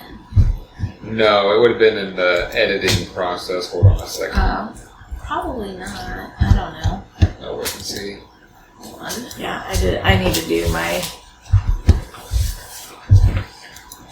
I know usually you get 50 feet of rope. I have. Yeah, so I have. it depends on which background, which class and stuff you have, because they all have different things. So mine doesn't tell me like how long it is though. It's when you have rope, it's usually get like default 50 feet. It just says I have 5 pounds worth of rope. 50 feet. Okay. And also, Oak did not hear any of this from the night before, so she's like, what caves are you talking about? Oh yeah, that's right. I don't know. That's right. You weren't there. No, I was not. I was at the library. Yeah, you want to tell her what you said? I don't know. So apparently, you know how Ramhart and then this Lyra, she talked about the storm up there. So apparently, when we get up near the storm, we're not able to necessarily go through it. So they said another way to be able to do that is go underground. As opposed to flying. Yes, because unfortunately, no one has been able to fly over it. So now we have to go Underground. Yeah. And there's a tunnel there. Hopefully. I won't lie, I'm not very wanting. I'm hoping. I don't know how you just tell somebody about a cave system and then that cave system not be explored, but I mean, what do I know? I'm just Ravenna, right? Did she tell you anything else about the caves? Just that some spaces are large, some spaces are small, and I'm like, I told a really good story about my friend, Red Boots Billy. Unfortunately, he died. Oh, I'm so sorry. Yeah, I'll have to tell you that story on our way up. But he got stuck in a cave Looking system. forward to it. So I have a fear of enclosed spaces, so hopefully, but I don't know. Do we have to worry about anything in the caves? Like what? Didn't ask that. Okay. My guess would be like underground creatures. Do we need torches? I have a torch. Oh, no, you have. Never mind. No, I was thinking, like, because you're human, but other things, yeah. Yeah. Where do I go to like add that stuff in to? Or is it too late? Well, right now, like, because you have your starting equipment, because you do have rope and stuff. Oh, okay. So not everybody starts with torches and stuff. It depends on your class, but you do have rope. You have dark vision too, so you can see out. You can see in the dark, but it's just shades of gray. It's not color. And same with Ravenna and I Corrid. was gonna say, do you have dark vision? Yeah, so everybody has dark vision. If you want it to be brighter, then yeah, torches are going to help. Or if you have any light spells. But you can see in the dark, it's just not going to be super clear. I don't know if I know what all of these spells are. I'll pull it down. We can help you with it. Yeah, that's something, just when you're at home and stuff, go over your spells, look at them, especially with rangers, because you don't get a lot, you only get a handful. I've got like 3 freaking spells. Yeah. But I don't know what they do. Yeah, so Yeah, when you click on them, it'll like give you. Yeah, they'll give you a preview. Okay. A lot of the Like, time it's oh. pretty in depth. Okay, got Yep, there you go. Okay. And you won't have to worry about them today so much, but if you look over them at home, have any questions, ask, and I'll be able to walk you through them too. Okay. That would have been a rest, right? And where do I see the things that you're talking about for the basic stuff, like the rope and all of that? What tab? It's under equipment. Okay. I don't see it there. So your starting equipment's probably not there. So if you click on... Well, hold on, because I just looked at her equipment and the rope and stuff was there. That's why. So Oh, is it in your backpack? it might be in her backpack. Because that's There you go. Bedroll, oil, Oh, I have rations, a torch rope. too. There you go. So you got a torch. Oh, okay. I didn't realize these were the things that I had. I thought these are options to add to it. No, Okay, cool. Yeah, so the Okay. ones in there are the ones you have. Like the arrows and stuff I'll be making, so I'll add those for you. So the next session you'll have those in your packs too. Okay. And I'll put them in your quiver so that will be part of it. And those arrows... Oh no. Sorry. Those special arrows are only one-time use too, of course. So like when you use them, that one's used. Alright, so who is leading to get mounts? We. Corrid. Extra peppy Corrid. Not extra. I peppy. know it's 2% peppy. 2%. 2 out of the 0 usual. As they're walking though, it's like she didn't mention where the cave was. Well, she did.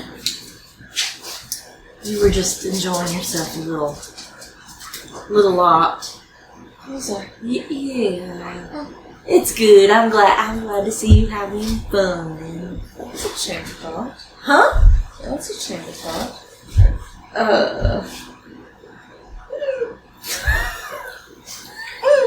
But anyway. When it's kind of like when you get to, like, when we go, you get to the face of the storm and it's like real thick. We're supposed to go 100 feet back and there's a cave entrance, but it could be like covered in drifts, so we would have to like check along the mountainside. You know? I hope.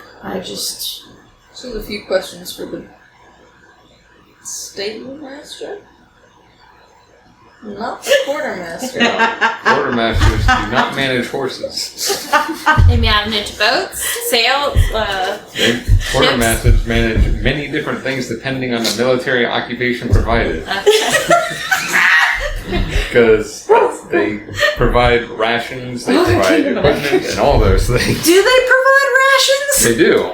But This one wasn't particularly asked to provide rations. Alright, that's fine. Who the stable master? Yes, the ones who manage the stables. The master of stables, if you will. Master of stables. Or stable The hand. master of the stairs. Oh, Say master. Or the stable hand. But there are people out there tending to the Sabre Cats. So you see these big, large cats. They're much, I won't say much bigger, but they're definitely more well-fed than the ones that you've seen in the wild. Their fur is a lot fluffier. You see the one person right now who's just kind of like brushing the fur down, making sure there's no like tangles and everything in it. And it's just standing there, so like eyeballs you as you walk up. the cat does? Does it tilt its head? No, it's just look. I get like it's up. So where this guy's standing, he's probably about like 6'2", 6'3", and the cat's head's a little above it, so it just kind of like looking over at you. And she'll tilt her head looking at it. Not like in a mean way, but like if she's looking. Stares at you, and the guy's like, "Oh, hey, you need the rest of the cats?" First, do they have a recall? A what? A recall. A recall? What do you mean a recall? If we were to not need their services anymore, can they find their way home? Well, they could. Are you thinking you might not need their services in the middle of wilds? Yes. Okay. Well, maybe I can see if one of the Skywatchers can kind of keep an eye out then. But it might be a little extra fee, because usually we need to return the cats to us. Right. So if there's any chance that that's going to happen, I probably have to tack on a little bit more, if that's okay. Okay. So how many do you need? 3. Well, you can comfortably, looking at, like, he's looking at the 3, you can comfortably get all of you onto 2. I'd probably recommend maybe you 2 riding together because you're lighter, and then since you're a little bit more strong muscularly, you go by yourself. That works.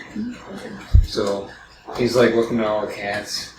He's like stepping on his he's like, oh,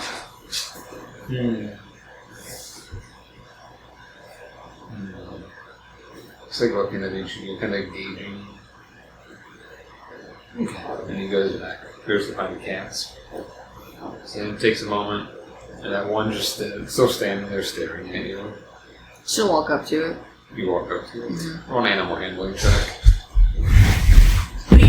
Don't embarrass me now. 21. Yes. As you walk up to it, the cat like looks at you, and where you're at in its eye level, it's almost like you can meet its eyes, and it's just you're looking.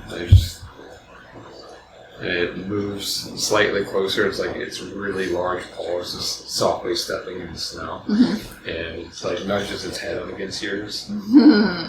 And you see the hint of a ghost of a smirk. And so, like, kind of, like, pet the side of its neck. As you, like, pet the side of its neck, you were handling, like, the Sabre Cats the other day when you were, getting the materials from them and everything in the meat. Their fur was really coarse, from being out in the wilds and everything, and as you're, like, touching these, it's still got that coarse feeling, but it's much softer. And, like, you can feel, like, how much the warmth would really be helpful too. So you're just, like, scrubbing it. And you can see as it's leaning in, its eyes closed, like, the tusk's, like, going against your face and everything. Pretty thing. It's like, oh, he likes you. Oh, I like him. You want that one? Yes, I do. That's surprising. He's usually a little bit of temperament. So do I. Alright, if you want to give him a shot, Can I feed him? You can, if you have a meat too. You got some extra meats to feed? Okay, yeah. We'll give you some. How long you guys plan on having it? Do we know how long the trek is? So they said, like, on foot, it would take a little over a week. On Sabre Cats, though, it probably would cut that in half. Okay. So it just depending on the weather conditions, it could be like 5 to 6 days, possibly. Okay. Or maybe less than that, depending weather. So, and anything else that comes in your way, possibly. But so that like about a week on the week. So that's there. Back, you'd have to think about too. But I'm not sure. So okay. Bonus. Just licking the air like a weirdo. I'd say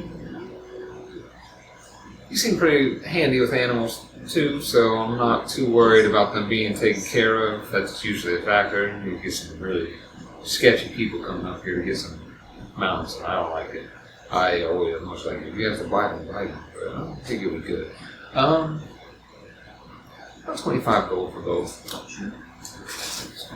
25 gold for both the cats for a week. Now, if they come back damaged at all, especially not at all, Skywatchers are very vigilant about that. Just they want to give you a heads up. Always nothing. Go away. Okay. No, I know he's like quite well. This is like he's like, oh, okay. So I'm gonna go ahead and bring this little guy over here. So he brings it over to you. And then I have animal handling and speak with animals, so can I use that to... If you want to just, without using a spell, then yeah, you definitely use animal handling. Okay. You can still use speak with animals if you really want to talk to them, but just animal handling itself, since they're trained, will be enough to help steer them in the direction you need to. Okay. If you ever just want to talk to them, you can. Then it's gonna like hold her hand up to it. Just gonna like stroke its nose. And that one, this one's name is Betsy. Hi, Betsy. And I named this one Arnie, the one that you're. So I like Arnie a lot, so please keep him safe. He's my favorite. So, alright, well, this one. Oh, yes. And he goes back and he grabs a big, not burlap sack, more like a leather sack. He's like, here you go. And he hands it to you. It's full enough meat to feed them too, as well, for the next few days, like for the next week. So that way, so that way they don't go starving or anything. So, but yeah, you be safe out there, and I look forward to seeing you return, hopefully. Just make sure if you don't return, they return. Surely. Just kidding. But please bring them back. So with that, you have your cat mounts. They have their places to put the bags, like your saddle bags, almost with like the hooks on the saddle, so you can put the things on there. They already got their barding on and everything, and their saddles, and they're ready to go for whenever you want. Anything left to do? Going once, going twice. If there's anything else, last chance. I don't think so. Corrid is ready to go. Ready to go. Alright. You guys mount up. Ravenna on one, Corrid on the other, and start walking into the north with your battle cats. And that's where we're going to end for tonight. Hot dog!